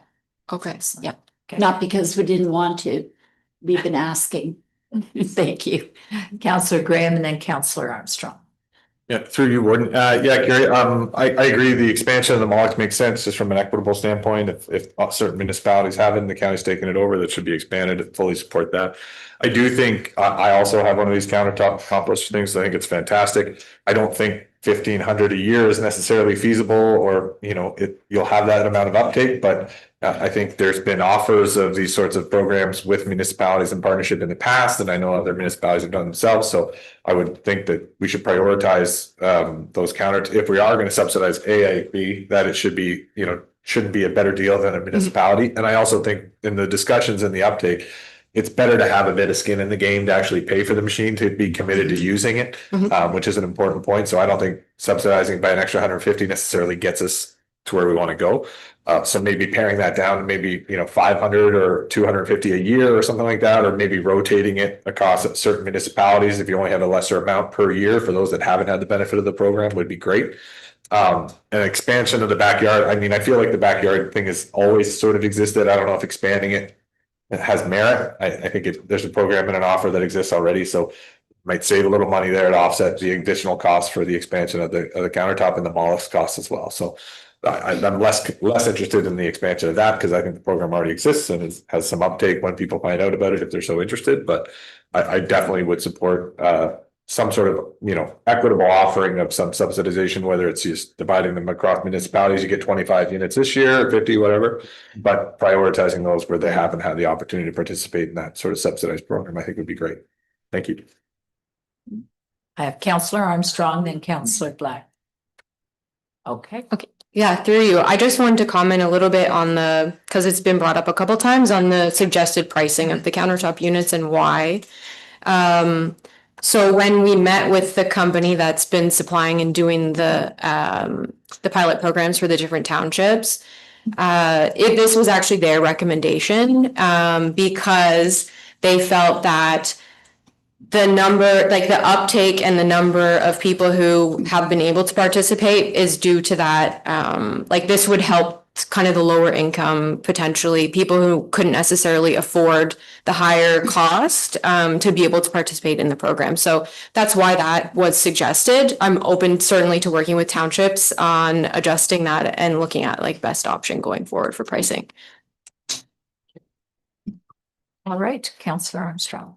Thank you, Board Clerk. Kind of beating a dead horse, but on the countertop ones, we've had the discussion before about whether the county should be administering the program or whether the township should. And we rejected the idea of the county administering the program. We said there might be a role for them to do procurement to lower the cost, but that the townships would continue to have the responsibility. So I think that should be taken out of this recommendation altogether, as we're looking at a change in our policy in terms of how that's administered. So I think that just comes out of this equation altogether in this recommendation. Thank you. Councillor Black. Thank you, through your worship. Yeah, I don't want to echo all the comments that have been made so far, but there is a charcoal filter you have to change in your unit to keep that smell away. Just so you know. Councillor Watson, just as a reminder, it needs to be changed. But anyway, sorry about that, Warden. No, I think the council's made a decision that organics is going back to the townships for managing those programs down the road. And Selwyn was a very early adopter of the countertop, and I believe in them 100%. I think they really do a great job overall. But so to have it again, to just like to bring this conversation around having the county and the townships all both administering parts of a program. I think, as Councillor Armstrong says, maybe procurement would certainly once a year go around the municipality, say how many do you want to purchase and get a better price. I think that's a great idea. But as far as administering it, I think it has to stay at the township level. With respect to the price, we were told initially to keep the price almost like a 50-50, because we'll find at $50, you'll find them on Marketplace the next week for $100, was the comment that we had. So I don't know if there's a way of, I certainly would want to support lower income individuals who want to use it. And maybe that's on a one-off type of request for a subsidized purchase of the unit as opposed to the regular price. I think there's a way to manage that without giving them away for $50 and finding them on Marketplace a couple of weeks later for $100. So I agree with taking the tabletop out of the recommendation, other than potentially for procurement.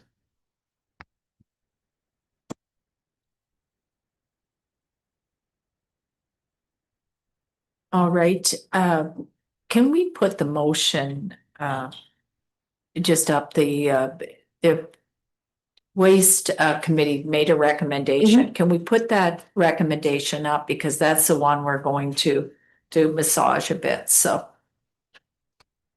I think that's yes. Oh, sorry. I believe Councillor Graham will make an amended motion. Yeah. I'd like to see her spread out, because I think we're a little over the map. Yeah, my recommendation, like, I think the first part of the motion is fine, that we're ending the pilot program, but then something that county report back maybe at the 2027 budget about a proposed alternative strategies to, on a countywide approach to curbside to offset the organics waste. Something simple like that is that? Okay. Because we talked about potentially being involved in the procurement of these from a pilot project. Councillor Graham, just want the whole thing to be read so we're clear what we're voting on. I'm looking over. Through you, my understanding from the conversation was that we would implement a combined approach, but not consider the countertop units, but the mullets and the other solutions would still be included. Is that meet? Okay, all right. So I'm looking for a mover for that. Armstrong and Deputy Mayor Senes. Okay. All in favor? Thank you. I think I said Deputy Mayor instead of Deputy Warden. All right. Okay, well, we are making good progress here. We will okay, over to our CFO. Thank you, Warden Clark. So yeah, before your report, back in, I guess earlier this year, we had council approved a pilot program that included grants and loans for anybody that wanted to come forward with an application for an affordable housing unit. And we have received our first application. So we have Habitat for Humanity that's looking to build 3 homes in Asphodel, Norwood. They're looking to have their fees waived and understand from our Director, General Manager of Planning, that no fees were paid by them, so we don't have to worry about that. But they are looking for a loan of $350,000 per home, so a little over $1 million. In accordance with our plan, we would charge them interest at the rate that's the going rate through Infrastructure Ontario, which is currently at 2.8% for a construction loan. How this would work is Habitat, the county would On approval from council, county would give Habitat for Humanity $1,050,000. There obviously would be an agreement in place that stipulates how the payment terms would work, all of that.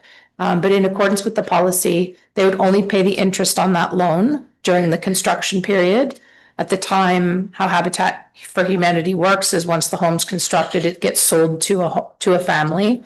And so on the closing of that, the county would then get their $1,050,000 back for the 3 homes. So there's very low risk with this. Obviously, we would enter into an agreement with them that would outline the terms and conditions. It would be a registered lien on the home so that there'd be no ability for them to transfer the home to the new owner without paying us back first. Because it's only $1 million, our recommendation would be that we fund this out of reserves and not worry about going out to Infrastructure Ontario to actually achieve a loan through them. It's a cumbersome process for $1 million, and Habitat for Humanity is looking to have this all completed by January. So it'd be a matter of us loaning them the money for 6 months. And so that this has gone to the Finance Committee. They've approved it and brought the recommendation forward to council for their consideration and approval. So happy to answer any questions. Yes. Councillor Black. Yes, Warden, thank you. I'll move a motion when it's ready. I think this is a great step forward. It's, I think, our first loan through the new program. And I certainly wish some of this was around about 4 years ago when I started my project. But it's great to see municipalities having some skin in the game and helping. Getting construction financing is very challenging. And to have a one-stop to get lower numbers of construction financing, smaller projects, I think is fantastic.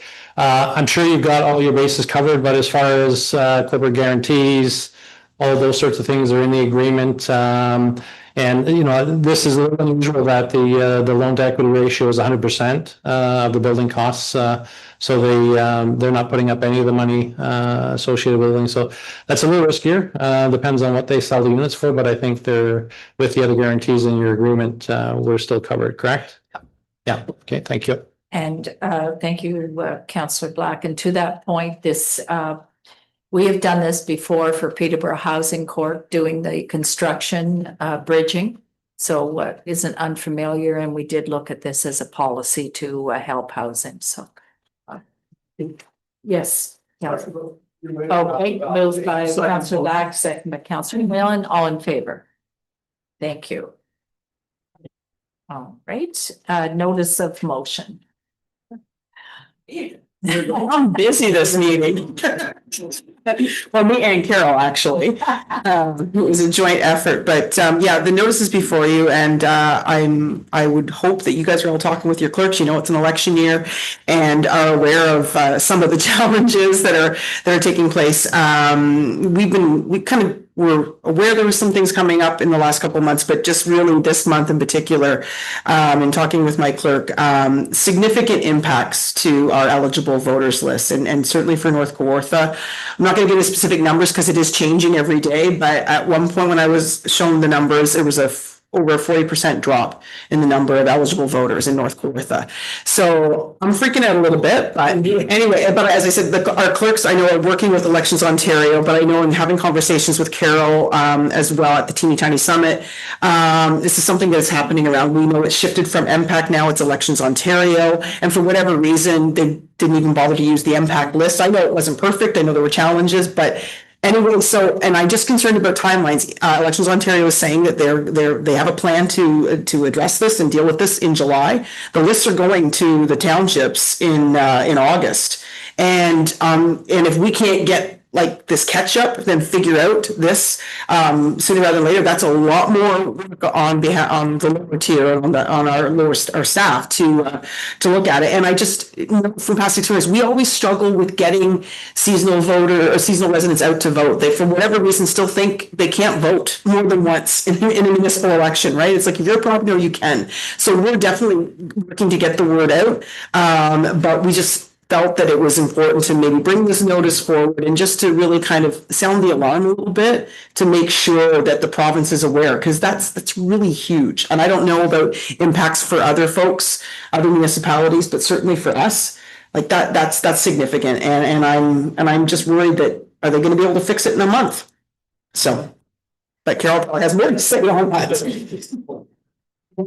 Councillor Armstrong. Thanks, Warden Clark. I think Councillor Amy did a great job. The only thing I would add is that the impact is significantly greater for seasonal residents. So for example, in our municipality, the total number dropped about 40%. The number for non-permanent residents went down 70%. So the validation algorithm, whatever they're using, is bouncing off seasonal residents because they can't validate that they are, I don't know, Canadian citizens over 18, whatever. So it's an even worse PR problem if we're disenfranchising our seasonal residents. And not to be dramatic, but it ends up being taxation without representation. Hello. Thought over those things. Thank you, Councillor Armstrong. Could I offer a friendly amendment to add AMO, Roma, all the municipal organizations, really all the municipalities? I did report on this at the last executive AMO meeting and then to the complete board. And people were not aware of this. I did mention that it was down 30% in one ward, which was astonishing. So we need to get the word out how best we can. So I think if we can just have a more robust group to say. I'm told to support that. So AMO, all AMO, Roma, there's NOMA, awesome. Yeah, just and yeah. Great. Yes, Deputy Warden. Thank you, through you. It was also suggested, our clerk has property in North Kawartha, and she was not on the list for a voter. So she contacted Elections Ontario and to get on the voters list, how you do that. And she offered her proof of identification wasn't sufficient because it was her driver's license and it had a different address than her cottage. So they said, sorry, you can't get on the list. That's not your address. So we've told this to our MPP and he said, problem solved. All they have to do is come in on election day and bring their tax bill. Who's going to do that? Who's going to do that? So we're trying to make it as easy as possible for people to vote. And we're going the wrong direction here if this is what ends up happening. So it's a serious situation. Yes, Councillor Amy. If I may, most municipalities, I assume, because we've been doing it for years, mail-in ballots and internet voting. So none of our volunteers are showing up October 19th to vote, right? The other thing is, and we had this discussion at the Lakeland Alliance meeting on the weekend, was about, it would be a good idea if you had your tax bill there and you had your rule number, right? Because like you said, with the driver's license, all of that, like, I'm unclear as to how this is going to be all resolved in a month, right? I mean, numbers are changing every day. We're putting it out there. People are checking the list, but it's just like, if you don't have the proper information to give them to get on it, like that's going to be a problem. But we need to get this resolved before we're sending our mail ballots, right? So I think the tax bill with your name and that likely is the easiest for the people that do amend the list. All right, any other comments? I have mover and seconder already. I'll call the vote. All in favor? Thank you. All right. We'll do announcements and then we will come back and do closed. So I'll open it up for announcements. Yes, Councillor Watson. thank you, Warden. I just want to remind everybody that in Douro, we will be celebrating Canada Day on July 1st with our annual Canada Day parade. We don't expect formal floats. Come on out and walk in the parade, celebrate Canada, celebrate community in the heart of Douro. The parade starts at 2:30, and if you're interested in entering, it's at 2 o'clock to form up. All right, very good. Any other announcements? Yes, go ahead, Councillor. Asphodel Norwood also has their free breakfast again on July 1st from 8 till 11. All residents are welcome and area folks. Excellent, thank you. All free, bud? All free. All great. We know where we're starting out in Canada today. So I'd just like to remind everyone of the Community Care Rural Transit Survey. This is funding that we got through the Rural Ontario Development Fund. So getting to work, appointments, school services, family and community activities depend on being able to move between the places that matter to all our residents. So Community Care Peterborough, in collaboration with the county and local partners, wants to hear from you. So please reach out, do that survey. The link to the online survey is on our screen right now. Can I ask for that to be put up? We will add it.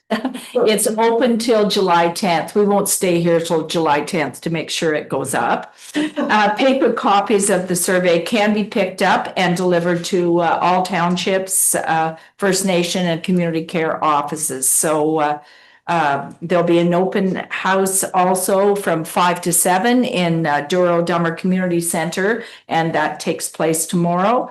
So bring any rural transit questions. We talk about this and have for a number of years, experiences, speak with the reps there and help identify any barriers. So all are welcome.